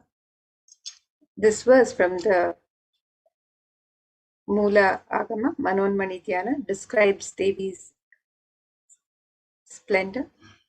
It says, Induni bhaveda karavani nayanam syat pankajavaraabhaya japakshara sarayuktam angahima bhushana vichitra vasanam syat tungmakutojvala manonmani swarupam.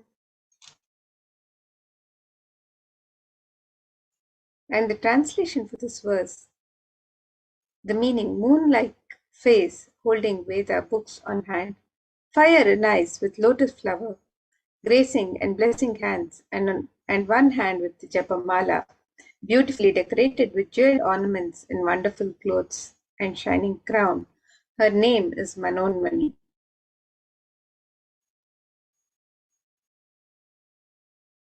And another verse from the Mulagama Manonmani Dhyana further describes, Dhyaye devim trinetram shashini bhavadanaam vedahastam dadhanam savye padmam varadamapare chapayam chakshamalam divyair abharanair vibhushita tanum brahmadibhi pujitam devi meva manonmanim pratidinam kamarthadatrim shubham.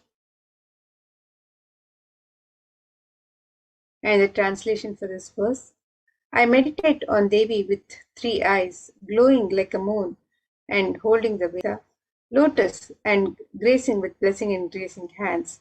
She is wearing beautiful ornaments. She is worshipped by Brahma and other many gods, and showers auspicious boons for all actions every day.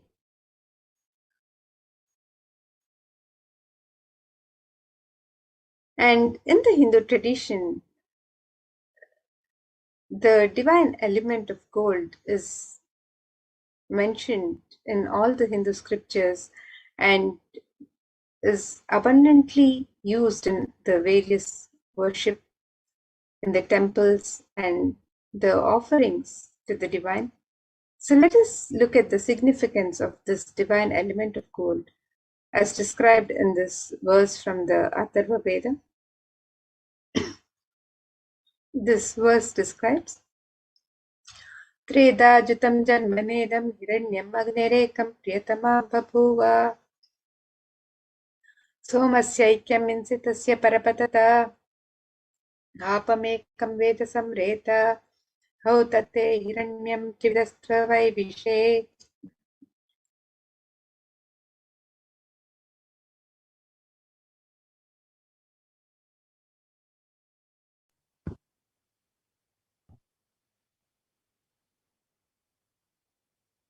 The translation for this verse: triply born by birth is this gold. From the atoms of Agni, it becomes dearest to Agni. One fell away from the Soma when it was heard. One they call the seed of virtuous and powerful Apa, the watery molecules. Let that triple gold be for your long life. Gold is a divine element in the Hindu tradition. It purifies anything it touches. It is an element of great spiritual significance and spiritual power of healing and enlightening. The vibration of gold has the power to infuse sattva energy and positive thought currents in anyone who wears it and in anyone who sees or operates in its vicinity.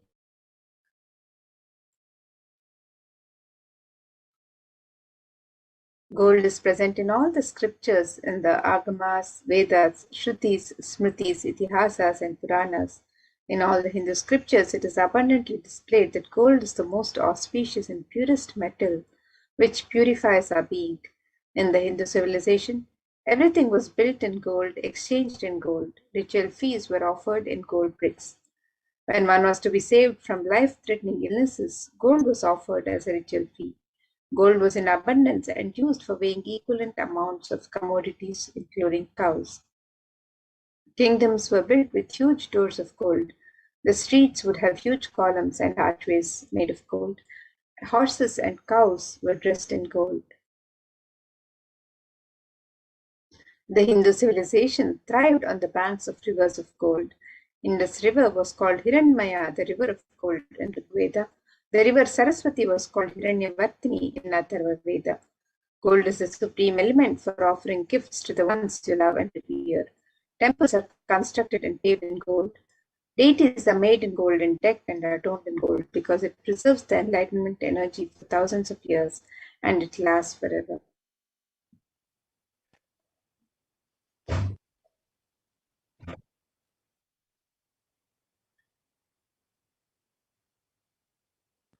The first offering that we have is the e-hundi offering. This is just a general donation like you would make in any temple that you might visit.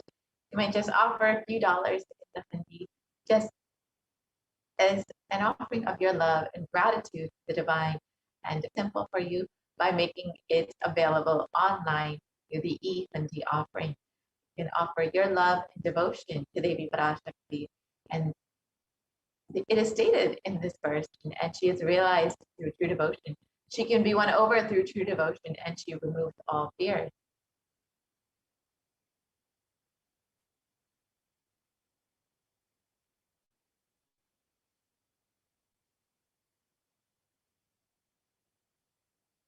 And if there is any fear in the minds of the devotees, Devi is sure to remove that fear. It is stated that Devi likes to be worshipped in autumn, and here it is not meant that autumn this season, but rather the autumn of our lives when our thoughts turn more and more inwards, and the role of the divine is much more known and clearly understood, and the need for Devi worship becomes much stronger. And Devi is described as the one who bestows happiness on her devotees.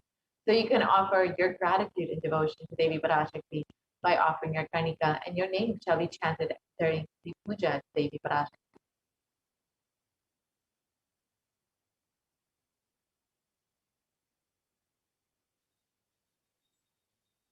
And the next offering is the offering of the Sankalpa chanting, the conscious resolution. And this verse from Devi Mahatmyam, chapter 12, verse 34, describes that the goddess enchants this universe and she herself gives birth to this universe. That goddess, with being prayed without interest in anything, gives the knowledge that leads to salvation and gives wealth in the materialistic sense. Offering of the conscious resolution blesses the person offering with the fruition of all desires and wishes that he is yearning for. So you can make the offering of the Sankalpa chanting, the conscious resolution, to Devi Parashakti today.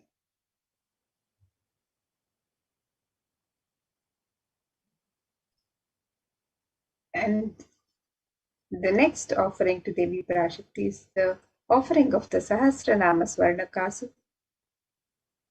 In the Lalita Sahasranama, Devi is described as Nama Parayana Prita, she who likes the repetition of her various names.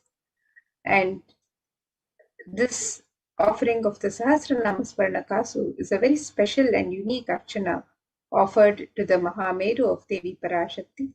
This pure gold coins inscribed with the 1008 names of Devi Parashakti, each name inscribed on a coin. You can make this offering to Devi Parashakti in 3 different denominations, and you can offer any number of coins as you would like to offer.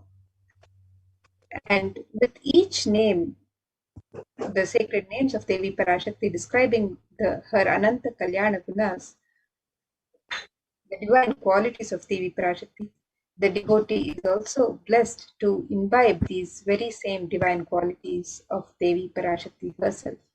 So you can make this offering of the Sahasranama Swarnakasu, the pure gold coin inscribed with a sacred name of Devi Parashakti from her 1008 names. And you can make this offering on the website www.kailasamailer.com/saveus.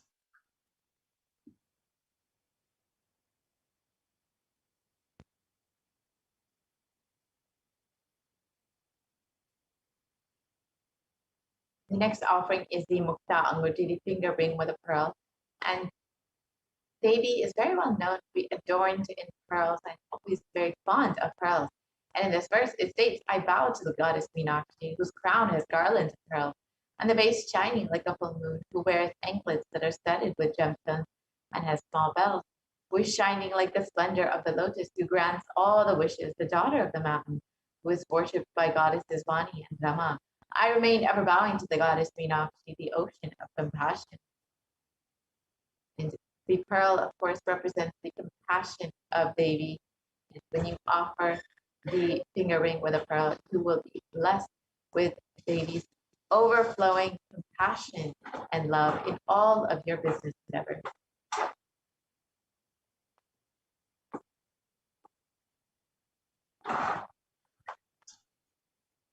The next offering to Devi Parashakti is the offering of the Swarna Padma Pushpa, the gold lotus. This verse from the Kamika Agama describes the significance of the gold lotus in the worship. This verse says, Ashtavidyeshvaropeta kumbha varna samyutam sarve sasutra vastradhya hema pankaja bhushitaha sapidhanasaccha kurachascha pakva bilva palaprabha snapanadhyaya samsiddha pramanena samanvitaha. The translation for this verse, it says, all the kalashas should be wound around with a suitable thread and covered with new cloth. They should be. There are hundreds of scriptural references in the Hindu scriptures for using the lotus in the worship of Paramashiva.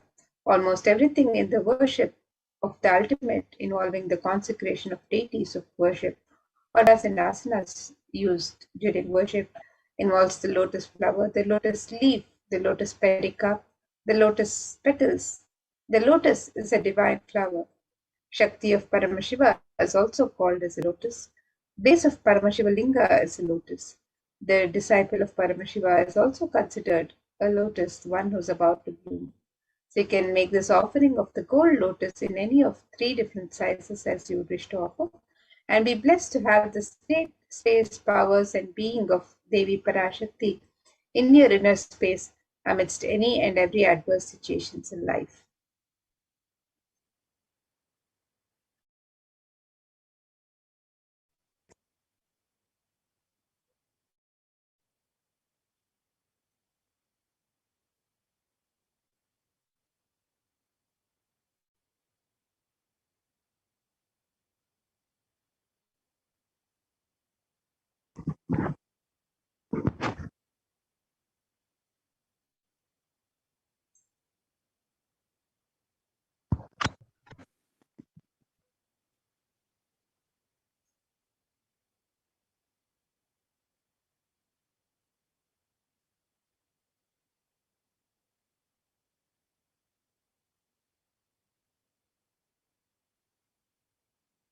Next offering is the Swadanamati, the gold toe ring.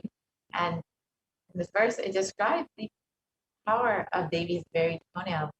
It describes you whose brightness in the toenails destroys the darkness of ignorance in the minds of your devotees who prostrate at your feet. You whose brightness from your 2 feet overpower that of the lotus flower.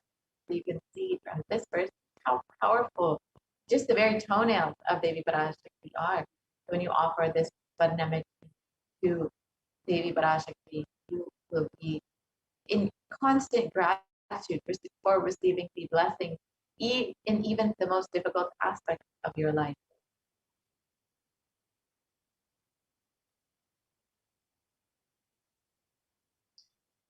And the next offering to Devi Parashakti is the offering of the Swarna Mangtika, the gold hairline jewelry.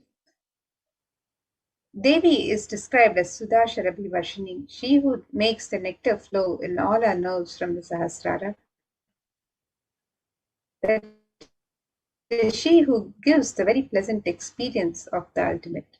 The Swarna Mangtika represents the nectar overflowing from the Sahasrara, which is fully opened with the sacred sentiment of gratitude.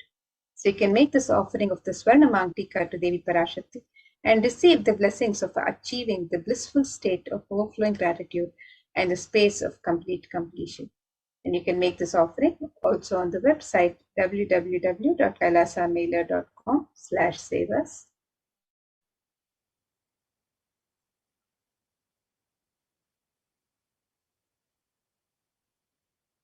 Next offering that we have is the Pratiksha Pada Puja, the most favorite offering of all the devotees and disciples of Paramashivoham, who is manifesting Devi Parashakti for each and every one of you. And in the Saundarya Lahari, it states that the nails of Devi have been sharpened by constantly being touched by beings who always prostrate before Devi, and Tamogana is darkness. In this stotram, Tamas is indicative of the ignorance in the minds of the devotees, and by constantly prostrating before Devi, their ignorance is removed and they attain the ultimate knowledge. And you can offer this Pratiksha Pada Puja to Devi Parashakti, to Swamiji, who's manifesting Devi Parashakti, and receive the most auspicious and sweetest path to enlightenment to attain the ultimate knowledge.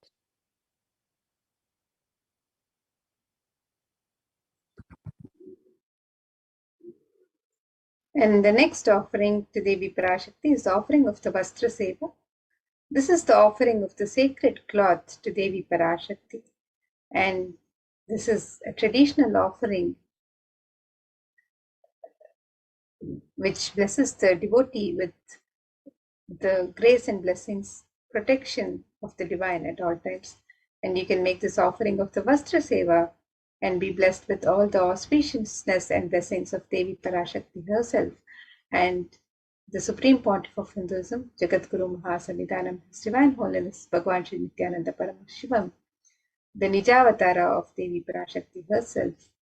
And you can make this offering on the website www.kailasamailer.com/savas.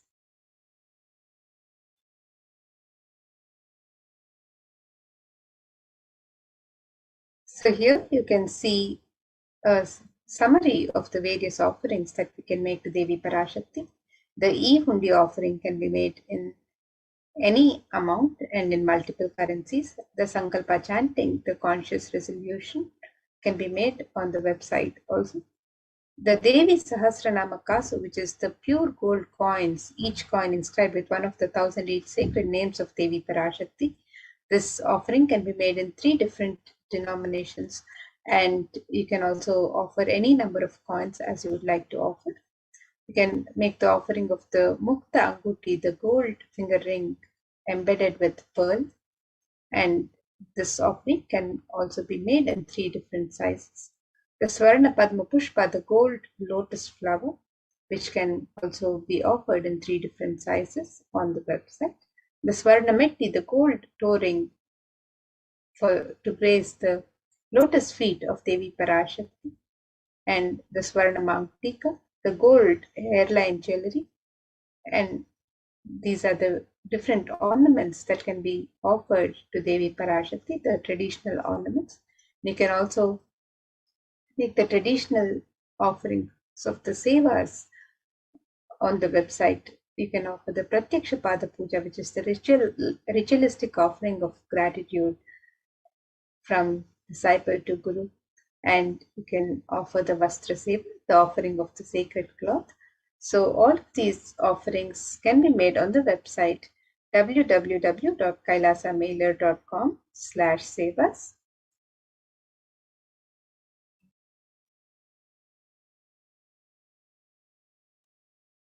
And here you can see the website www.kailasamailer.com/sevas. And as you scroll down, you can find out more about the various offerings. You can click on this link here for the e-hundi offerings. So you can click on the link on step 2, and you can also click on the link on step 2 to make your various offerings, the traditional offerings to Devi Parashakti as you get ready to receive her darshan today.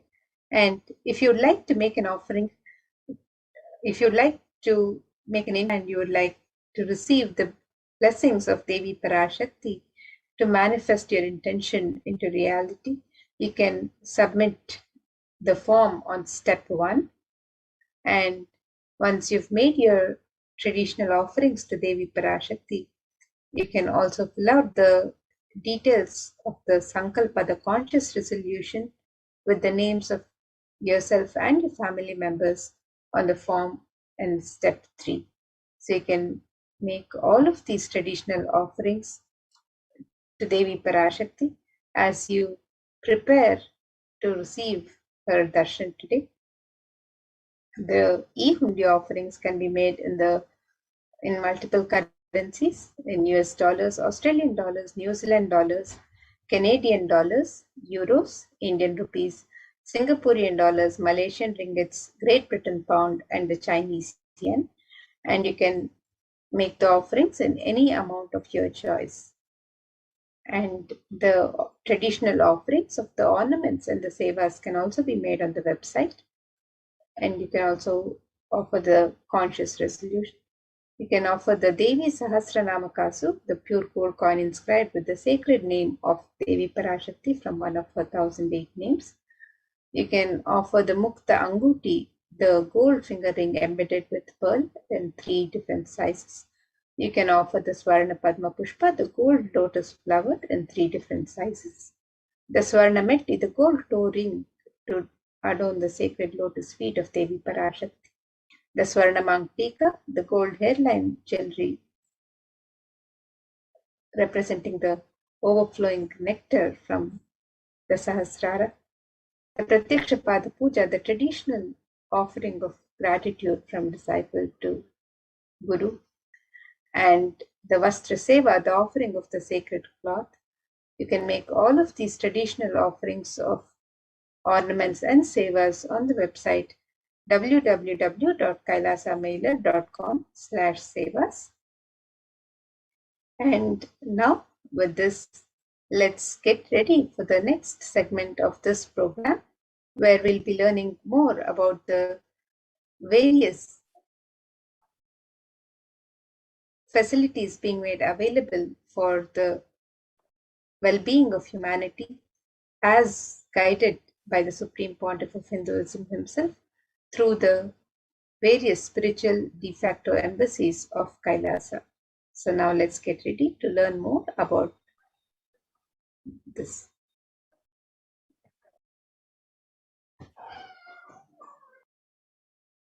Thank you, Mamrita. Nithyanandam, everyone. Welcome back to this segment of the Kailasa's de facto spiritual embassies and Kailasa's contribution, the Supreme Pontiff of Hinduism's contributions. With the blessings of the Supreme Pontiff of Hinduism, Jagat Guru Mahasannidhanam, His Divine Holiness Bhagwan Nithyananda Paramashivan's blessings. Let's start with the Sadguru Vandanam.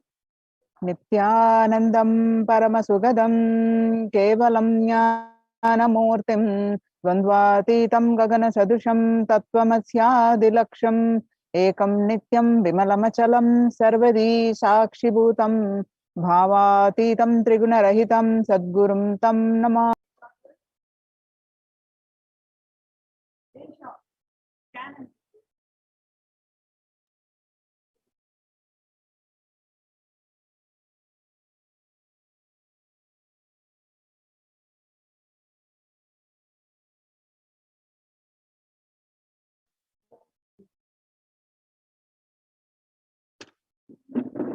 Now, what we learned from this segment today concerning statistics on mental health.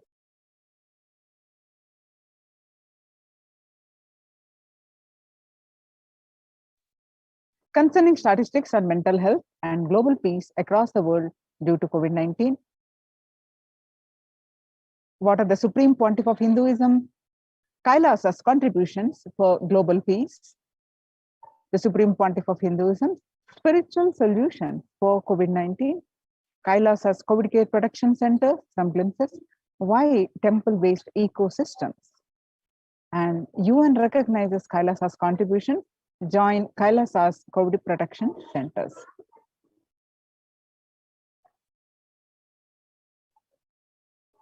Today, people around the world are trying to grapple with the grim reality that the pandemic is far from over. The aftermath of the current calamity promises to be much more devastating. The greatest economics of the world are facing disastrous futures. Countries are facing off each other in deep mistrust. Now let us see some statistics and current news. Across the world, let us see some of the reality, some of the world facing due to the pandemic, the changed world, not only facing the problems related to the health concerns,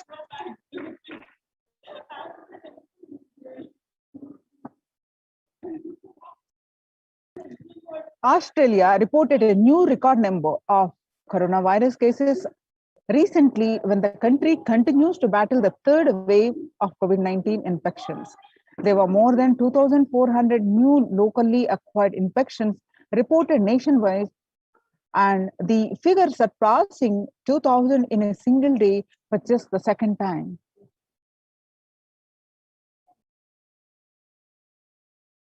The World Health Organization makes big statement about Delta variant. The World Health Organization recently said that the Delta variant of coronavirus has elbowed out all the three other COVID-19 variants of concern that now represents a tiny fraction of the samples which are being sequenced. Less than 1% of alpha, beta, and gamma are currently circulating.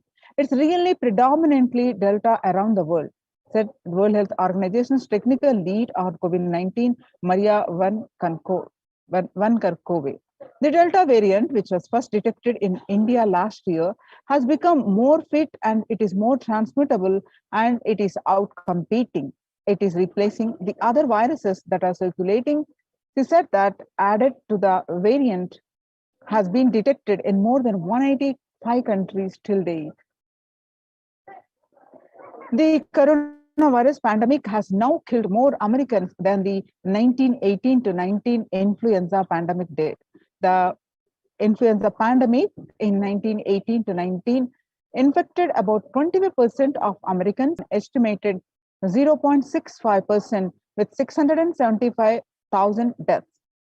COVID-19 has infected more than 12% of Americans and killed about 0.2% with 676,000 deaths. Now that the US death toll from COVID-19 has surpassed 676,000, the coronavirus pandemic has killed more Americans than the 1918 to 19 influenza pandemic did. Axios and the Associated Press both reported the grim milestone on Monday. The COVID-19 now officially US deadliest pandemic as death toll crosses that of the 1918 to 19 flu.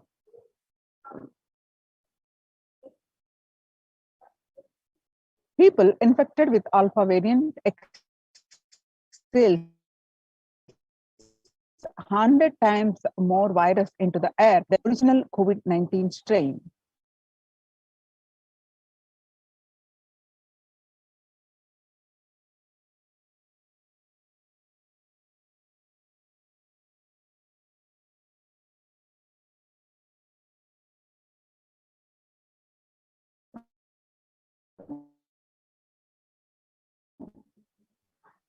And 6 feet virus carrying, according to a study, results published in the journal Sustainable Cities and Society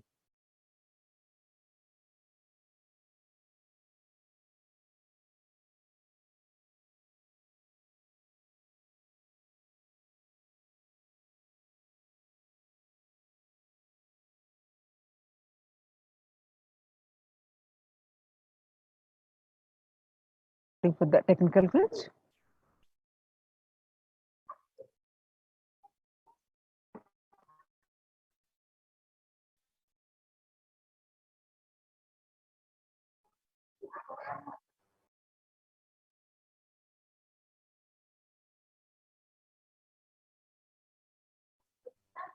So 6 feet distance may not be enough to prevent viral transmission indoors.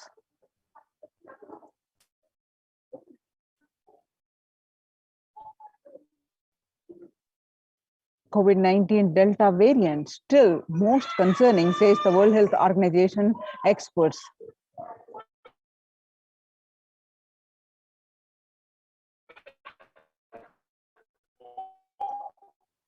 COVID-19 pandemic is no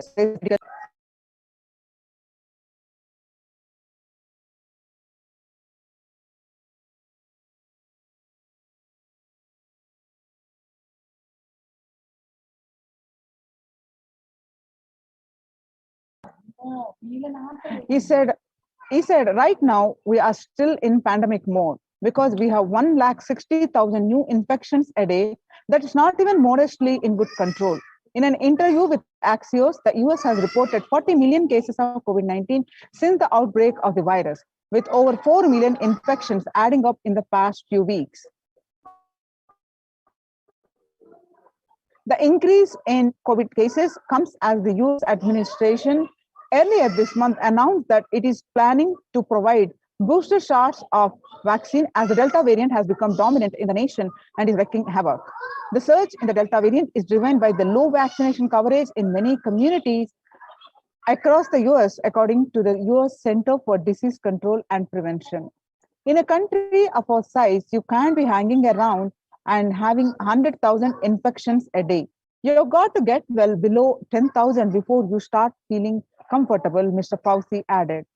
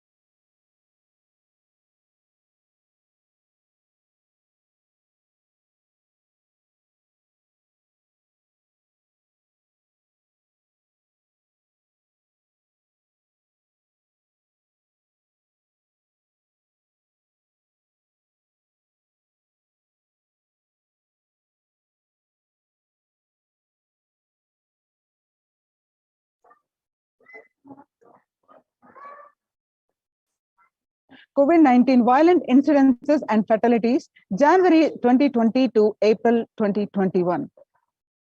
You can see the spike in violent incidences in April 2020. Younger adults are more likely to report symptoms of anxiety and a depressive disorder during the COVID-19 pandemic. Ages 18 to 24, about 56.2%, reporting symptoms of anxiety and or depressive disorders. Ages 25 to 49, reporting symptoms of 48.9%, and ages 50 to 64, reporting symptoms of anxiety and or depressive disorders, about 39.1%, and ages 65, 29.3%. The average share of adults reporting symptoms of anxiety and or depressive disorders, January to June, which was 6 months period, was 11%, and in what it was 11%, and in January 2021, it rose up to 41.1%.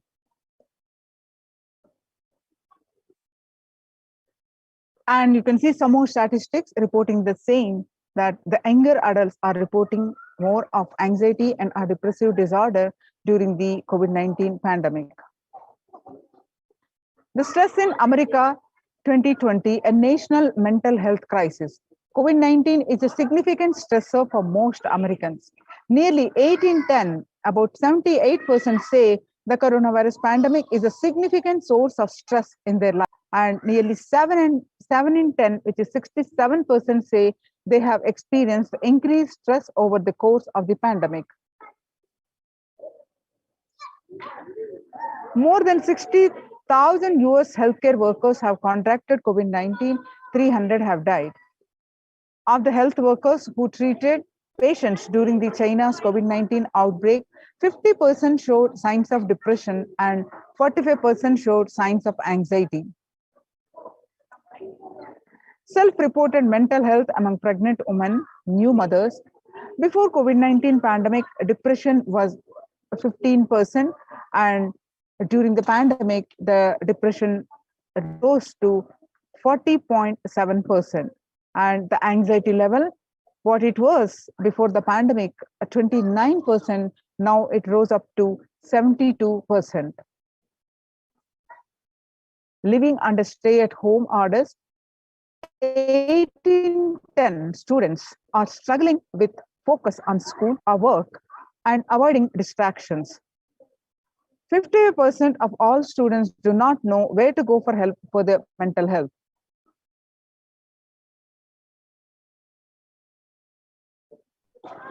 Nearly 82% of women surveyed said their lives have been negatively disrupted by the pandemic.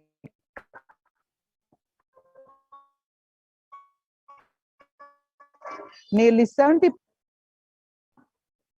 to their career growth.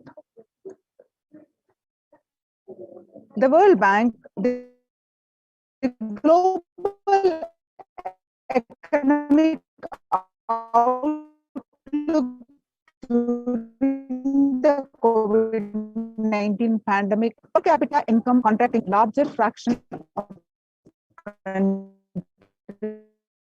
globally since 1880 in consensus projections among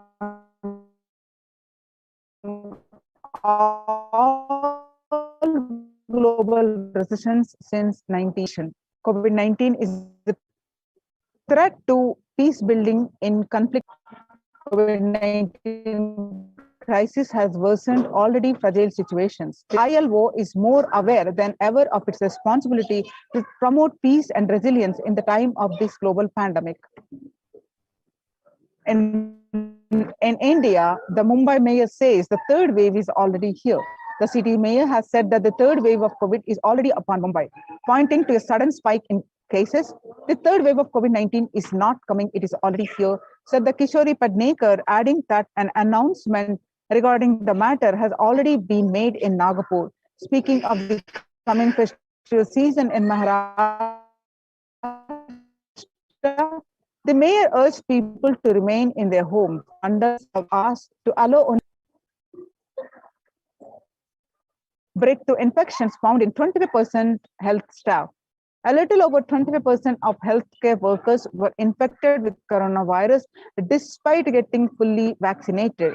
A recent study has revealed, giving an insight on the breakthrough infections due to the Delta variant. The study, jointly conducted by the Institute of Genomics and Integrative Biology and Maximum Hospitals in Delhi NCR, found that the vaccination breakthroughs were far more common during the Delta outbreak in Delhi than previously reported.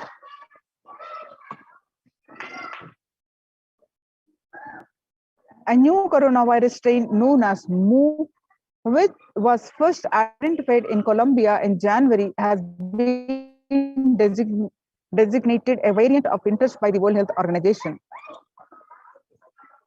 Now that we have seen across the world the pandemic situation and how it is affecting not only health, physical health and mental health, but also it is concerning our global peace. So how to cope up with this current COVID-19 pandemic? It is important to address the COVID pandemic, which is seeing another setting in as a result of continuous lockdown, is resulting in delusional ignorance. Holding on to the delusion and supporting the space of delusional decisions leads to delusional arrogance. Continuous lockdown leads to delusional thoughts. I can't live forever in this lockdown, going out and then exposing oneself and putting the risk of on yourself and others with irresponsibility and insensitivity in the delusional arrogance. How to cope up with the current COVID-19 pandemic? The global COVID virus pandemic has left the whole world desperately looking for answers. Life as it has been experienced even back in February 2020 is no longer recognizable. Drastic change is the order of the day, with people having to redefine their world with new paradigms of economy, society, faith, religion, and health. Blessed are those who have had the greatest fortune to be with the incarnation of Paramashiva, the supreme pontiff of Hinduism, in their lives to carry them through this crisis. If you are in India, consider joining the COVID care protection centers across India, Kailasa's de facto spiritual embassies, which are multi-layered quarantine facilities. Register now through the link below, https://kailasa.org/Kailasa care.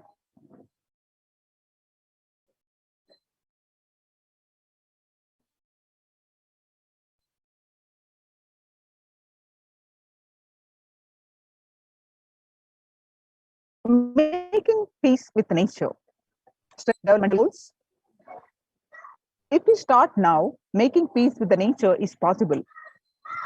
Even amid pandemic, 2021 can go down as the year we made peace with the nature and set the planet to healing. Our environmental, social, economic challenges are interlinked. They must be tackled together. For example, we cannot achieve the sustainable developmental goals, including ending poverty by 2030, if climate change and ecosystem collapse are undermining food and water supplies in the world's poorest countries. We have no choice but to transform our economics and societies by valuing nature and putting its health at the heart of all our decisions. Now let's watch a small clip on making peace with nature.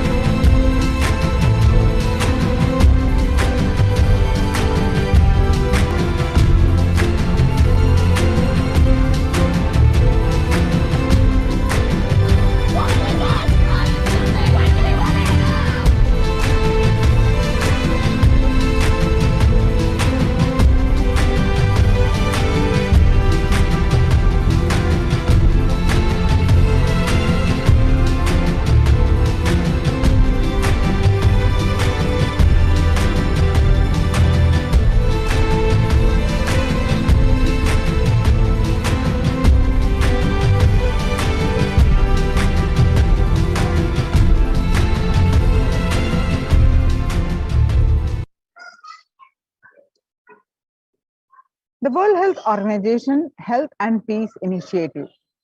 Health and peace are interrelated. In the words of the Director General of World Health Organization, Dr. Tedros, there cannot be health without peace and there cannot be peace without health.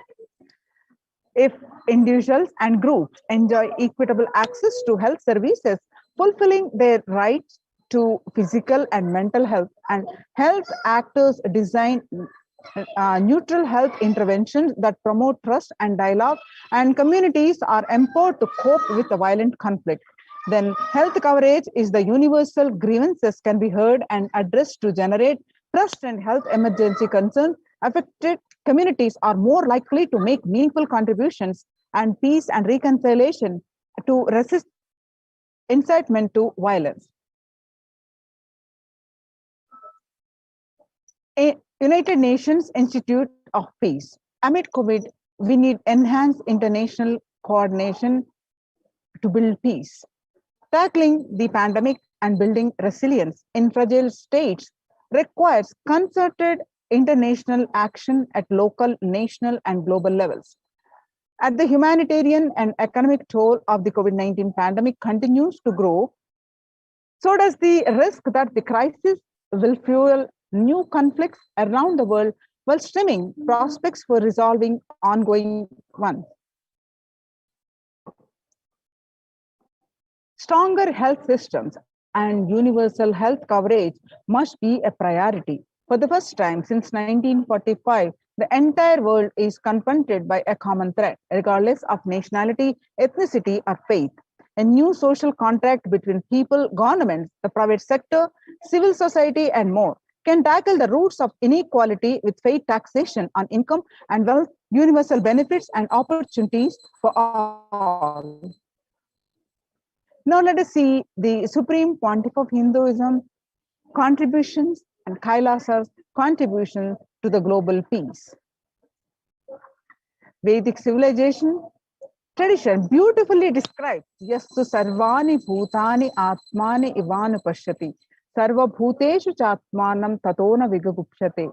Global peace is the byproduct of the individual bliss. Isha Upanishad, verse 6.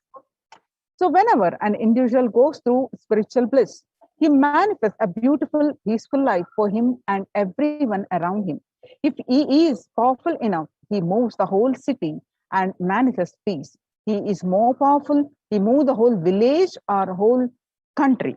If he is powerful enough, like incarnation, he moves the whole world and manifests peace for them. Global peace definitely is the byproduct of individual bliss. Now, let us watch a video. Global peace is the byproduct of individual bliss by the Supreme Pontiff of Hinduism. How to achieve the individual bliss? By practicing completion and by practicing unclutching, by taking the responsibility individually. So let's watch a video. The Supreme Pontiff of Hinduism explains this.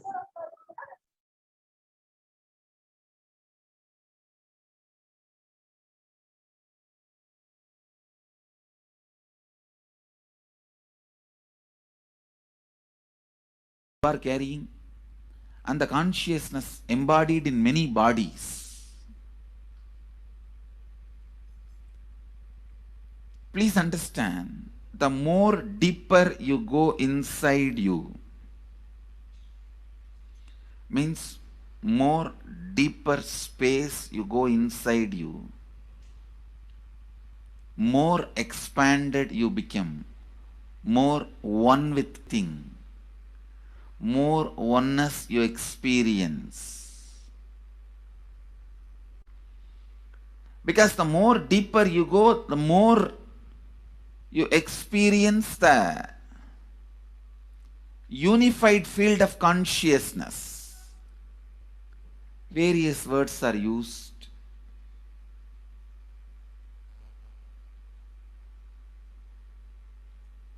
Some of the Hindu traditions uses the word Atma, Brahman. Some of the Hindu traditions use the word Nirvana. Whatever word you may use, Atman, Brahman, Nirvana, unified field of consciousness, whatever. But one thing I want to tell you, the deeper and deeper you go in your inner space, you experience the vast oneness. The more superficial you are, the more incompletions you carry with others, even with yourself. The more superficial you become, even your own right hand and left hand fights with each other. Different parts of you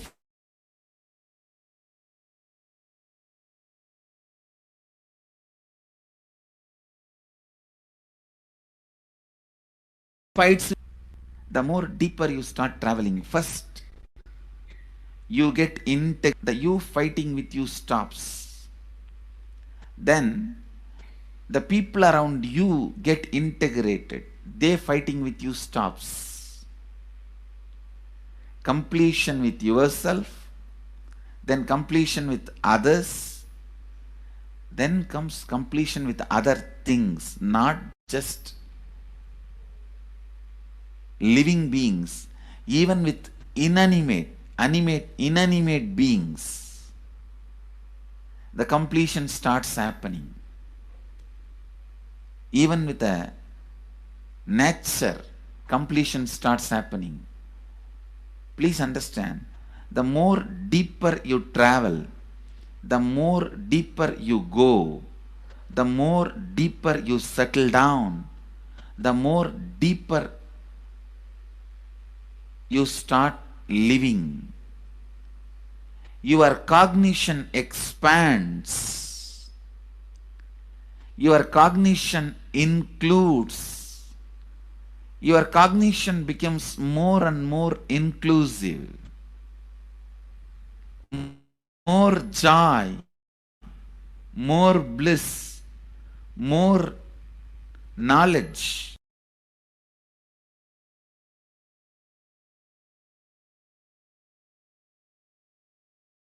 More enlightenment.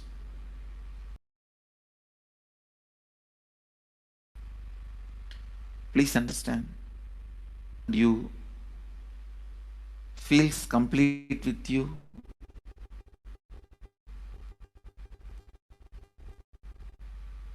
That is why I am saying, whether they have body or they are disembodied, in the deepest corners of your being, deepermost layers of your being, deepest parts of your being, you experience such powerful awareness, such joy.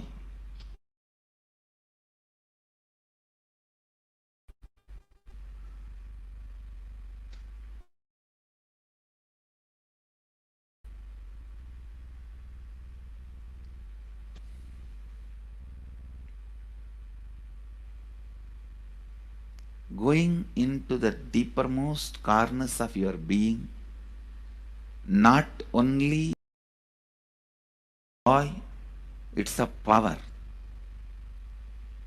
Because suddenly you will see everybody around you, everything around you listens to you.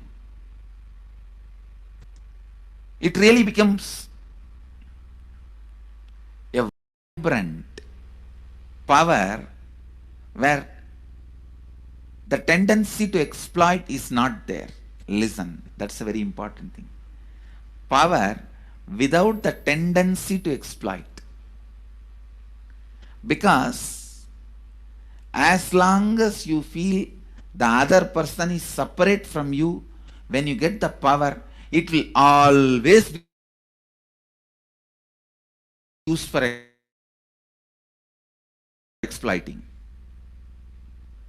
Because the other person is separate from you, then naturally what you will feel?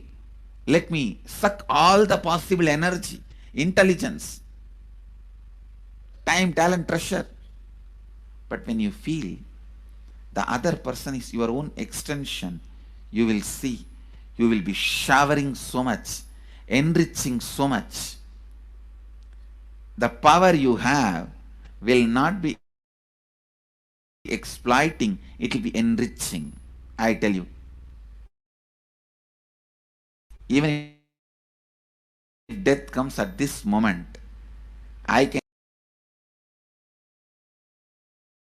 and tell the death, I have enriched anybody.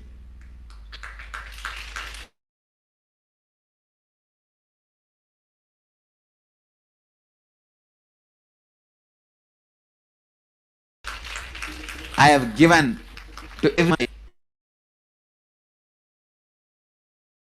more than what I received from them. My accounts is clear. I don't have debt. No credit card money to be paid. loans to be paid, no debit card, no credit card. My accounts is clear. Understand, when you feel everyone is your extension, the power given to you, the power you gain, see, any living is power. Powerful way. Even in that, you will become powerful. So any lifestyle you choose, you will get.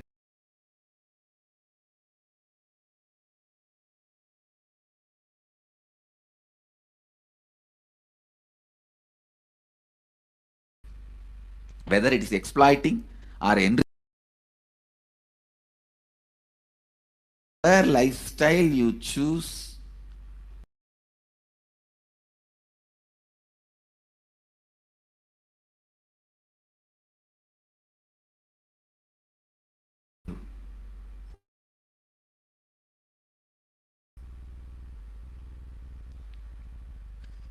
the first power you will experience is everything around you listens to you.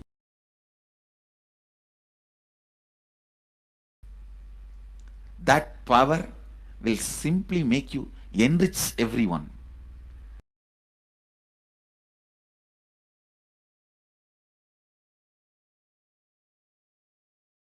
Have through living, power of enriching. Whatever you do, as I said, whether you live the power of lighting brings more and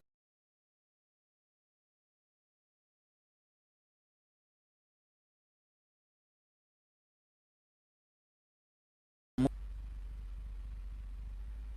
The power of enriching brings more and more completion in you and in others. This full month, Nithyananda Sangha all over the world. The other day I was seeing, we have officially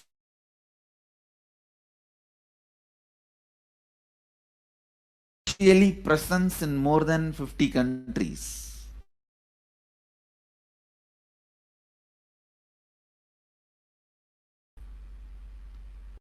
Impacting global peace.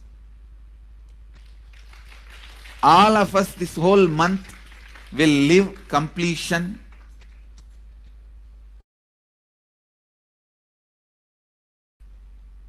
and do samskara dahana kriya, means burning the patterns which separates us from others, burning the patterns which are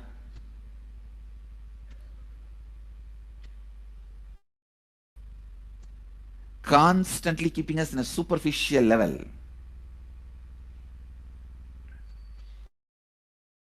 All over the world, we will be doing samskara dahana kriya, burning our patterns and leading us to more and more completion. And we also have special 3 Nitya Dhyana Yoga program teaching people science of completion.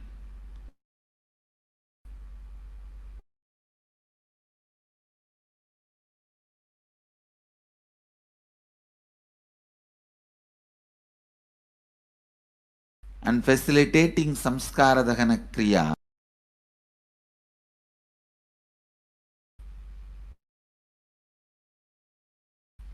This month, 20th, 21st and 22nd, this whole month all over samskara dahana should do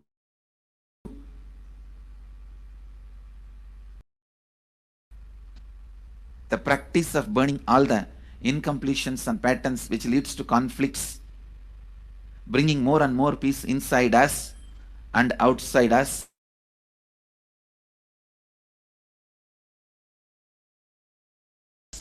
Spreading peace.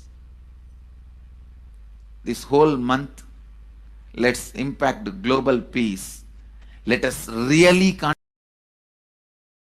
it. Let's do it. Let's do it.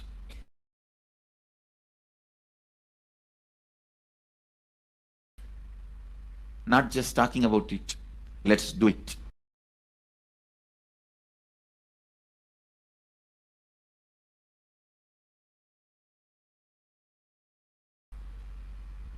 Even if you teach to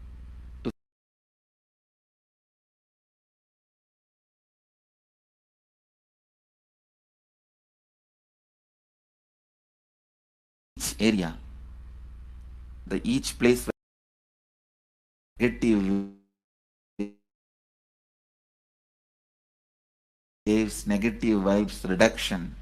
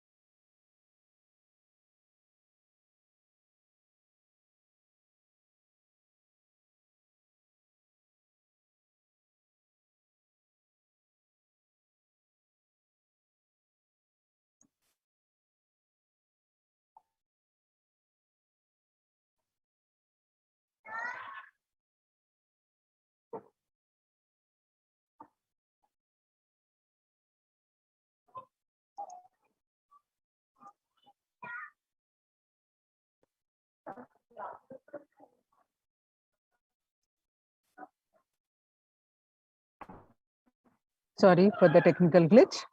Now we are going to start. The global peace is a byproduct of individuals' self-transformation, the secret to achieve global peace.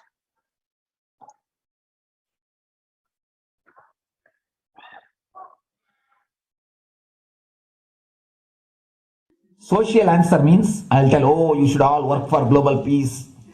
You should all work for turning the world. You should work for revolution. You should work for all these, that things. You should vote only the party which says that it will stop the war and all these things. This is the social answer. Nonsense. If you want the honest answer, I tell you, simply transform yourself. You can't do anything. What you do, you would have done it. Be honest. If you can do, you would have done it. You are raising this question because you are not able to do. Am I right? So let us be very clear. Let us be honest. We are not able to do socially. That's the truth. That's the reason you are sitting here and raising the question.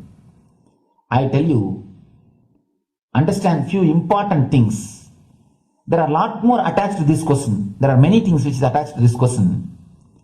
We always feel the present is the world is totally spoiled. It is not going according to the rules or how it is supposed to be. It was wonderful once upon a time. In ancient time, things were going properly. Everything was well and great. And I tell you, 10,000 years ago, they found some writings on stone in Harappa Mohenjo-daro culture. Some stone writings have been discovered. The other day I read a beautiful book about that stone writings. That writings, it says, oh, nowadays the society is not as it should be. So much of war, there is no peace. In the early times, there was so much of peace. Society was really great. Things were as it should be. And it almost looks like a today newspaper editorial. 10,000 years ago, the same thing carved on stone. Understand, there was no such time as only good prevailed. It is just a fantasy. Hinduism, they call it Satya Yuga, the age of truth. There was a time only truth prevailed. And every religion, Christianity, they say the Garden of Adam and Eve. There was a time everything was wonderful.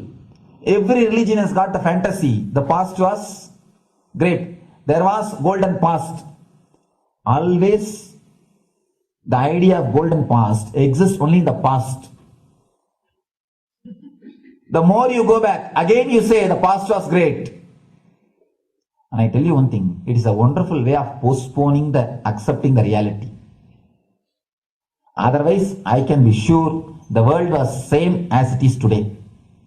Whether it is 5,000 years ago or 10,000. Maybe one thing, there was no CNN channel that time. So the news did not reach you so quickly. That's all. The news did not reach you so quickly. That may be the only difference. But otherwise, I can be sure the good and the bad was equal. Good and the bad was equal. The same amount of wars were there. All the other things were there. You read the Puranas, the mythological stories of India, you see enough of things.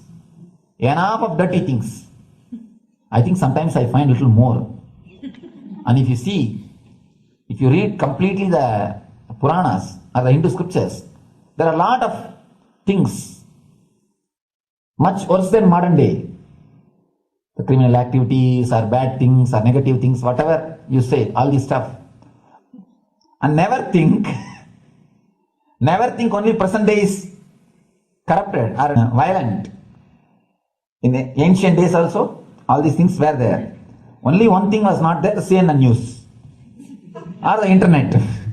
So the news did not reach you. But otherwise I can tell you, enough the good and bad was there. It always will exist. It will exist. If you awaken yourself, if you reach the enlightenment state, you can go beyond it.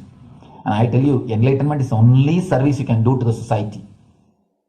Just become enlightened so that you will reduce the negativity. Now, as of now, you are also the part of negative group. Naturally, we will be a negative group. As long as we are unenlightened, we will be the part of collective negative consciousness.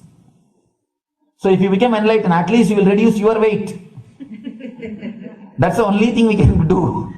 Nothing else can be done. So all I request you to do is just become enlightened. Realize that you are a lion. That's the only way to help yourself and the society. Otherwise, all revolutions, you see, all revolution again end up as one more tradition.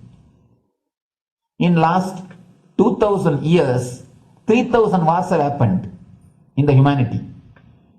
In 2000 years, 3000 wars.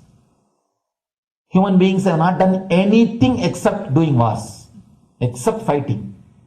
Everybody claims he wants to do revolution. He wants to spread peace. You see, every country claims their army is a defensive army. Funding? Tell me, every country says defensive army. Then who is offending? These are all just, games. The idea of peace is a pure game. Everybody wants to spread the peace according to them, not according to the other person. They want peace according to them. The other day I was in one interreligious gathering. One guy is preaching, let all of you convert to my religion so that we will not have fight. He wants peace the way in which he wanted, not the way in which. And there's a beautiful saying, the sword of Muhammad, it is written, peace alone should survive, something like that. He has written some statement about the peace on the sword. We all take sword to spread the peace. So no revolution is going to help, because in the last 2000 years, 3000 revolutions have happened, but still world is same, I think much worse. So no revolution is going to help, only individual evolution is going to help. So be very clear. Instead of working in the outer world, start working in the inner world. That will help you and society some way.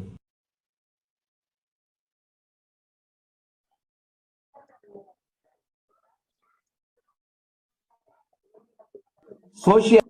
Now, the Supreme Pontiff of Hinduism shares Sri Kailas is all about peace-based powerfulness.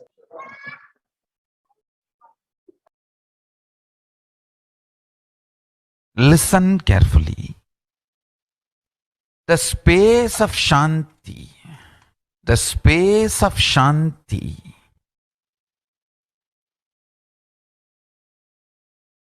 is where Kailasa grows. Listen carefully. It is in the deep powerfulness of peace, or peace-centered powerfulness is the ground, breeding ground for Paramashiva to manifest. Please understand. Like how pure mirror reflects everything, pure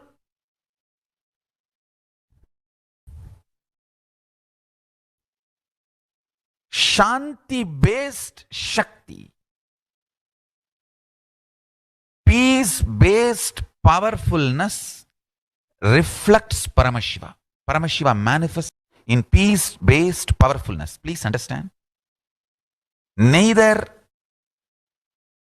violence nor powerlessness.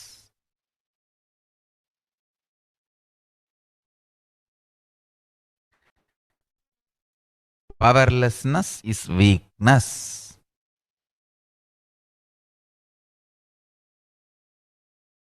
Is abusive. Peace-centered powerfulness. Powerfulness-centered peace.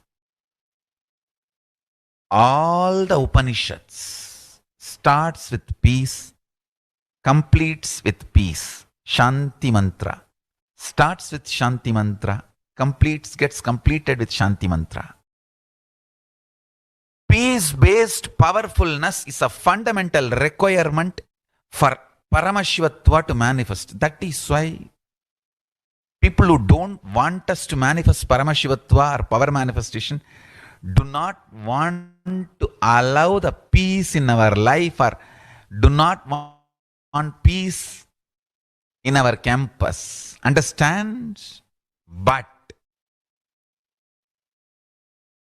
only if you are peaceful, which cannot be shaken even by the demons and devils and rakshasas, we can be in eternal peace. So, remember this very clearly.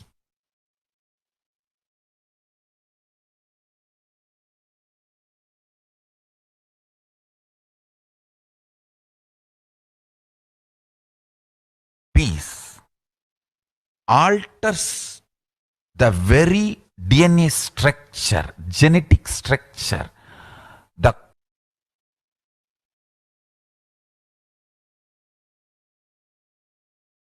Anu Mahat structure. Understand? Anoraniyan Mahato Mahiyan. The consciousness in you is atom inside the atom, Mahat, more than Mahat. That Anoraniyan Mahato Mahiyan. That consciousness starts growing in you with more and more peace-based powerfulness developing in you. Nothing can be compared to unclutching. Spend more and more time, energy in unclutching. It will never be wasted. Time spent on unclutching is the most productive time for you in your life, because unclutching completely makes you altogether a different material. Understand? It makes your very biomemory, muscle memory core structure, molecular structure, genetic structure, DNA structure, everything. All the 8 energy flow circuits, 7 energy flows, 1 the pure conscious explosion. So totally 8 energy flow circuits exist in you. All the 8 explodes when you unclutch. Understand? Unclutching is the space of Sri Kailasa.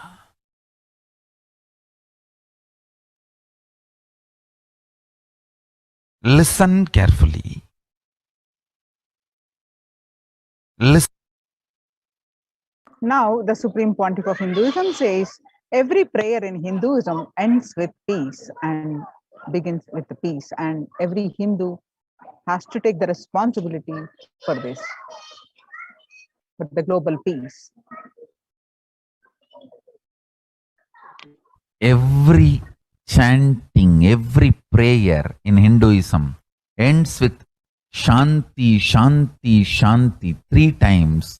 Means peace, peace, peace. Hinduism is the real religion. Loving peace, living peace. Individual level, social level, global level. Understand? Hinduism lasts all its 56 nations, 200 states, 10,000 kingdoms, samsthanas, is not a loss to Hinduism, it is a loss to planet Earth, human beings.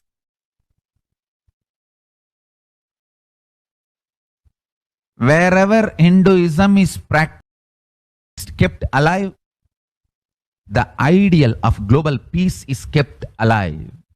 Just do this one simple statistics. You yourself study. Google and study. Take the top 10 religions and list how many people they converted in the last 200 years, how many people they killed. List for each religion. I can be 200% sure you yourself will realize Hinduism is the most peace-loving and peace-living religion, neither conversion nor terrorism. Neither conversion nor terrorism.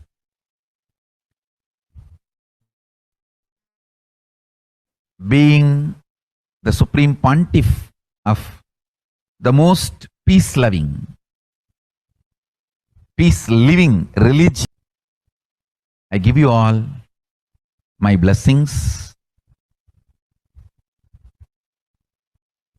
on this International Peace Day. Understand? Hindus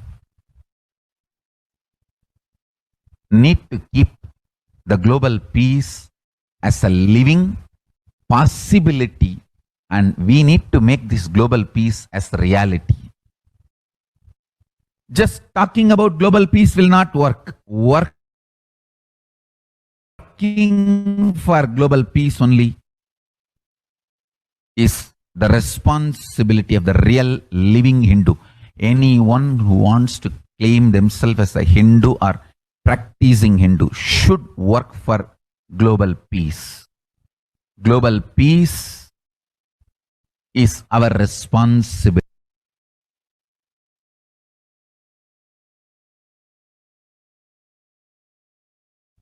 Every chanting, every prayer,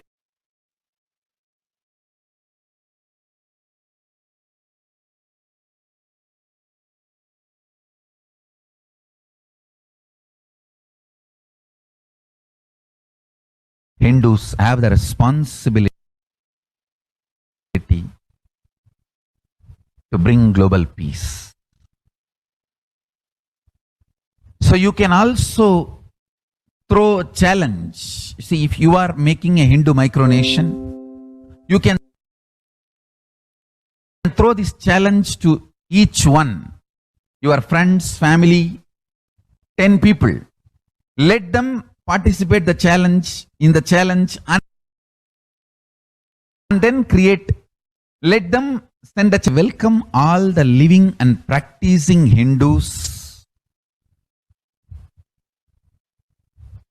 to become founding fathers of Kailasa micronation in your countries.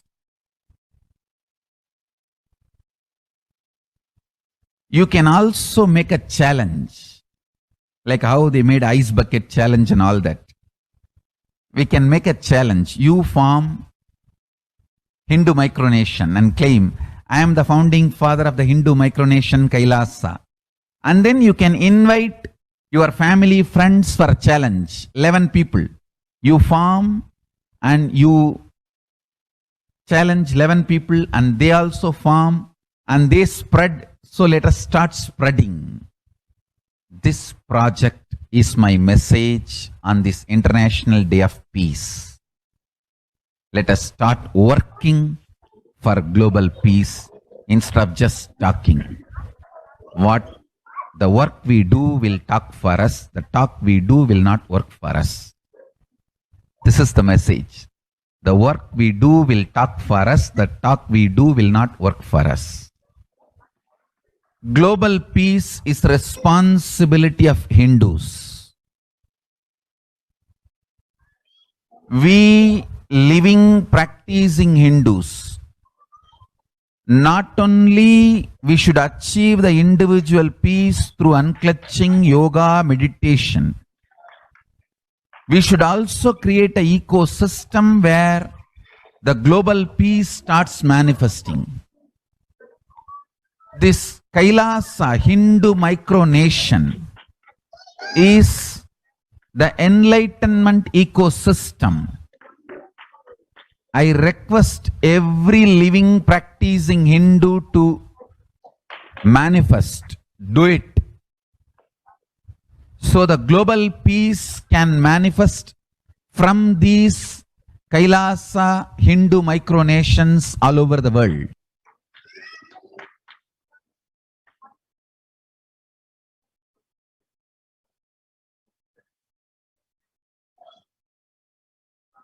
Now, Kailasa's mission of global peace and super consciousness breakthrough. The sovereign order of Kailasa, led by the Supreme Pontiff of Hinduism and Nithyananda order of monks, nuns, and Hindu diaspora, are working for global peace and to give a super consciousness breakthrough to humanity. It is the Supreme Pontiff of Hinduism's mission to revive a conscious world where the global issues at the climate, economic, social, health, and humanitarian levels cease to exist from their very root, turning the problems of poverty, hunger, violence, discrimination into powerful living through the experience of oneness. The Supreme Pontiff of Hinduism has been working from the very grassroots levels to usher in an era of peace at all levels, individual, societal, national, and global. His deep insights into the workings of the human mind, body, emotions have enabled him to powerfully and directly address various social and emotional problems facing humanity today. Some of the ways the Supreme Pontiff of Hinduism provides spiritual solutions to combat pandemic and other issues. Since the beginning of the global lockdown, the amount of contribution and activism of Kailasa has increased multifold through the Paramashivoham program, bringing super consciousness breakthrough to whole humanity by starting the Akhanda Nirvikalpa Samadhi Jnana Yajna and contributing almost 3 million minutes now. Paramashiva Sankalpa chanting, the sacred Sanskrit mantra chanting 24/7 via Zoom sessions. Spiritual healing to one and all 24/7. Helping humanity to cope up with insecurity, fear, disease by empowering individuals to heal themselves, learn to cope up emotions like depression and tough situations in relationships, providing alternative solutions to worldly problems through power manifestation. initiating thousands into everyday, into manifesting innate superhuman capabilities into Kailas courtyard sessions, providing healthy solutions like a technique to clear the stomach from the Ayurveda solutions, which ultimately brings clarity out to the spiritual truths and give a conscious breakthrough.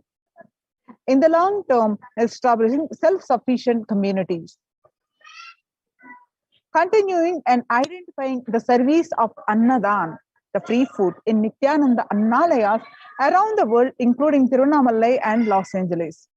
Paving way with the New World Order, starting the agriculture-based communities in Adi Kailas and several other locations. Peacekeepers of Kailasa, offering various life solutions from the teachings of the Supreme Pontiff of Hinduism. Hinduism prescribes various methods for global healing. One such is Maheshwara Puja, nullifying collective negativity simply through the presence of the avatar and his order of monks, offering Maheshwara Puja to the natural calamities hit victims. Bhava Samadhi Darshan to raise the individual consciousness breakthrough. Devi Parashakti Akashic reading, the cosmic revelations.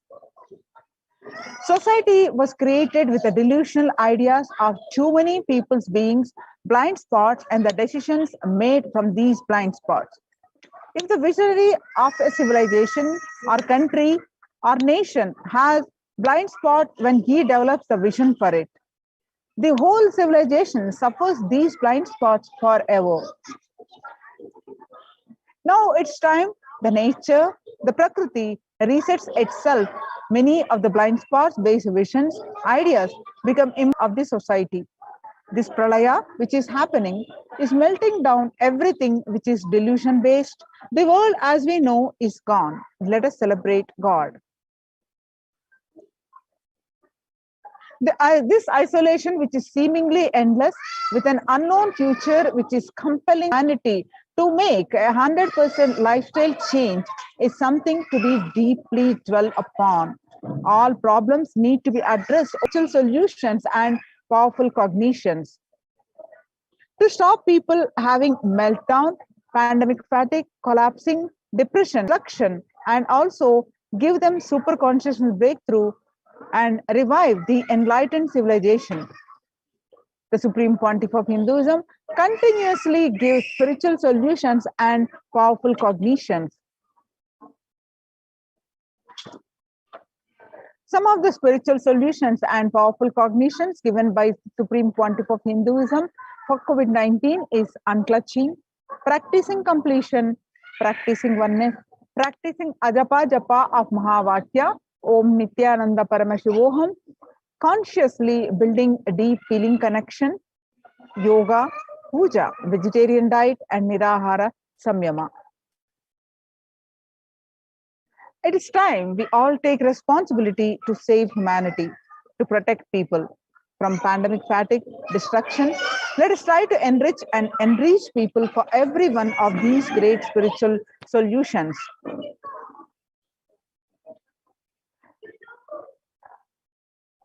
The unclutching meditation, the Nirvikalpa Samadhi Jnana Yajna, people from over 50 countries continuously radiate the space of Paramashiva by practicing the unclutching meditation 24/7, 7 days a week, and it started on 13th May till now, continuing, and at any given point of time, 4 to 8 zones actively unclutching around the world. Join this movement at http://kailasa.tv/minutes for the life solutions based on the ancient Hindu tradition, the meditation and yoga techniques from the scriptures, the cognitions rooted in the highest truth, the lifestyle and radiating the higher values of life and powerful way of living and realizing one's ultimate potential form the foundation of the Supreme Pontiff of Hinduism's teachings, which by their inherent nature provide the foundation for peace on planet Earth. The Supreme Pontiff of Hinduism has launched the Minutes for Peace initiative which aim to reduce the crime globally by conducting mass meditations around the world in parallel. In 2014, just after 2 years of launching the program, it crossed over 1 billion minutes of meditation. Scientific studies have shown a reduced crime rate after participation in the meditation and completion techniques. In 1976, it was found that when 1% of community practiced meditation and pujas, the crime rate was reduced by 16% on an average. The current tally on the Minutes for Peace website is more than 4.3 billion cumulative minutes of meditation logged, including all the events, programs, and festivals where people have gathered at large numbers and participated in meditations and rituals. The total count comes out to be a staggering of 409 billion minutes for peace so far. I can see some of the glimpses where the mass meditations happened. About 5,000 devotees gathered and participated in a 48-day meditation program called Shuddhatvaitam.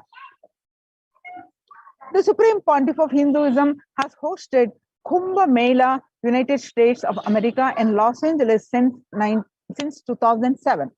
Nithyananda Sangha is entrusted as the only organization to host Kumbh Mela outside India by the Akhila Bharatiya Akhada Parishad. In September 2006, the Supreme Pontiff of Hinduism organized the first conference for world peace to honor the memory of those who lost their lives saving others on September 11, 2001 at Irvine, California, USA. The second Conference for Peace was held in Los Angeles in 2007 in collaboration with Vedanta Society, BAPS, ISKCON, Siddha Yoga, and other organizations. The Kumbh Mela festival spread fast to other countries, including Australia, Canada, etc. In 2009, the Supreme Pontiff of Hinduism organized a month-long peace walk covering 1,000 kilometers and 1,000 villages to bring together in harmony from all walks of life, promote feeling connection and oneness among people. During the walk, health camps were conducted in villages along its path. The Supreme Pontiff of Hinduism has conducted large-scale collective meditations on September 21st, International Peace Day, to raise the collective consciousness. One of the greatest contributions that the Supreme Pontiff of Hinduism is doing is the initiating thousands into Sanya. Sannyas is our social responsibility. Let us save Hinduism and humanity. The Supreme Pontiff of Hinduism has revitalized the monastic tradition of sannyas by initiating hundreds of people into Nithyananda monastic order. The all-renouncing monks contribute the best things to human civilization, living their life with the cognition a life is for others. These monks and nuns act as the harbingers of peace and empowerment for the human society distraught with the violence, depression, and other forms of life negativity. Supreme Pontiff of Hinduism has also revived the ancient practice of embarking on pilgrimages, the spiritual journeys, taking spiritual aspirants to high-energy sacred spots such as the Himalayas, Kailas, Varanasi, Angkor Wat, and various powerful temples of India. Even though prevalent in India, this practice is rapidly losing its original context, turning into a recreational family vacation. Reviving the original spiritual context, the Supreme Pontiff of Hinduism has made it possible for modern-day human beings to bereft from the spiritual energy present at these centers and accelerate their journey of spiritual evolution, hence ensuring individuals and collective peace as a natural consequence. The food systems hold key to ending the world hunger. The effects of COVID-19 pandemic, the UN has noted a dramatic increase in the world hunger. According to the state of food security and nutrition in the world, 1/10 of the global population, as many as 811 million people, were undernourished in 2020, an increase of 118 million from 2019. According to the Eat, Lands and Commission, moving toward diets with the diversity of plant-based foods, low amounts of animal source foods, unsaturated rather than the saturated fat, or limited amounts of refined grains, highly processed foods, and added sugars could prevent between 19 and 24% of all adult deaths each year. Under the Red Om project, No Hunger Project, launched by the Supreme Pontiff of Hinduism through the Annalayas, the food donation centers of the Kailasa spiritual embassies, the Supreme Pontiff of Hinduism has served over 5 billion organic sattvic vegetarian meals so far. Giving free food to all the citizens is the economic policy of Kailasa, deriving the reference from Vedas and Agamas. Recently, under the humanitarian initiative launched by the Supreme Pontiff of Hinduism, is the opening of Kailasa's COVID care centers in India, where the monastery campuses have been turned into a multi-layer quarantine facility to safeguard the inmates against any possible point of contact with the outer world. The Supreme Pontiff of Hinduism has opened this service free to all people, regardless of all differences, any differences in age, gender, caste, creed, ethnicity, color, or socio-economic status. Food, shelter, internet, and all basic facilities, including medical care, are provided at these COVID care centers, free of cost and for an indefinite time. The outcome has been splendid. Zero infection rate so far among the participants, a feat not achieved anywhere else in the world, let alone in India. This response model of handling the COVID-19 pandemic at a community level, along with the guidelines and recommendations for governments, has been recognized and accepted by the United Nations as well. Now, you can see some of the glimpses where the participants of the COVID care program offered by the Supreme Pontiff of Hinduism are enjoying a healthy, blissful spiritual lifestyle in multi-layered protection. They enjoy a stress-free time following a spiritual morning routine, doing yoga, doing puja, temple sevas, volunteering, and contributing festivals, celebrating all the latest festivals, and enjoying not only a stress-free life, protection, 100% protection from the COVID pandemic, and having a spiritual breakthrough, a breakthrough from their all the issues, being it a health, worries, all the issues having resolved and getting a spiritual breakthrough, enjoying activism, the spiritual life in these Kailasa's COVID care protection centers.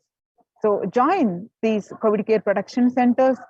If you're in India, register now through the link below, https://kailasa.org/Kailasa care.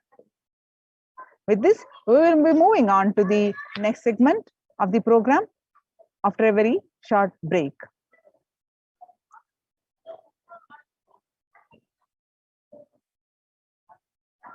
Please sit with a deep space of and chant the Mahavakya.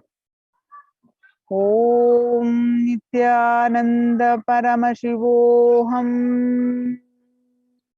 Om Paramashivoham.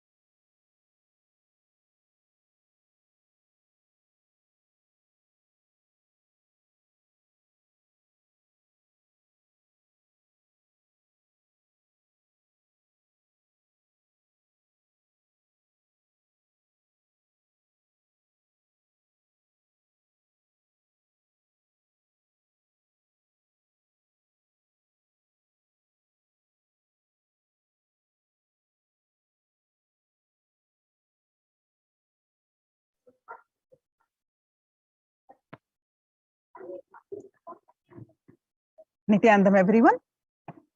So now we're going to watch the satsang of the Vijayadashami message, the groundbreaking message. What we are going to do is Bhagwan, the Supreme Pontiff of Hinduism, is also going to grace us at 10 p.m. IST to give us the further understanding of these great truths. So before that, we all need to watch this satsang once more that we are going to play now. And in the Facebook, the SPS page and Twitter handle of Bhagwan, you all need to post your understanding of the satsang as you understanding now. You and all your questions that may arise, please post it in the chat on the Twitter, SPH Twitter at Sri Nithyananda, the Twitter handle at Sri Nithyananda, the Supreme Pontiff of Hinduism's Twitter handle, and also the Supreme Pontiff of Hinduism Facebook page.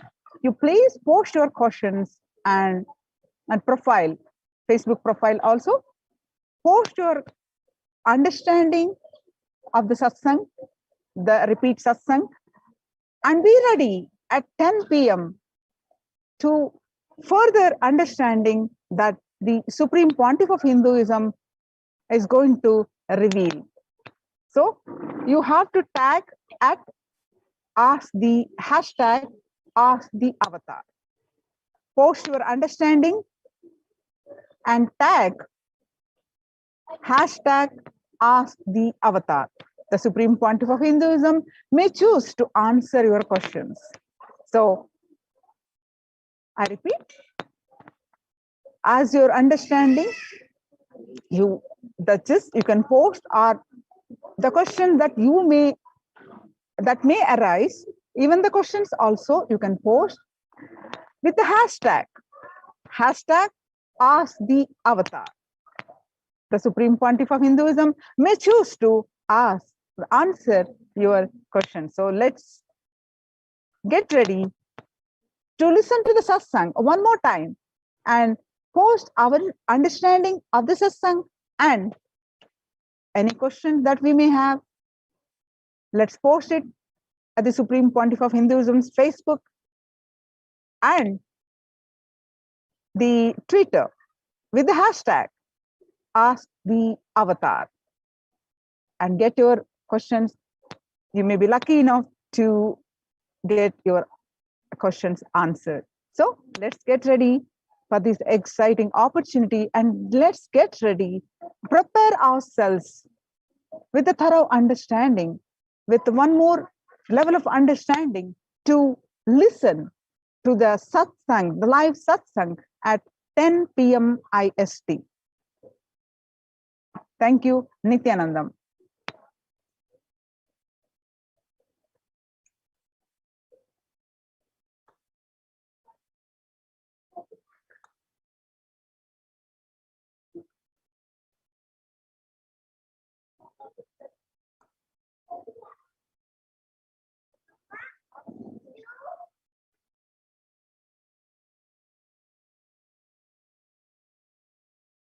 Nityananda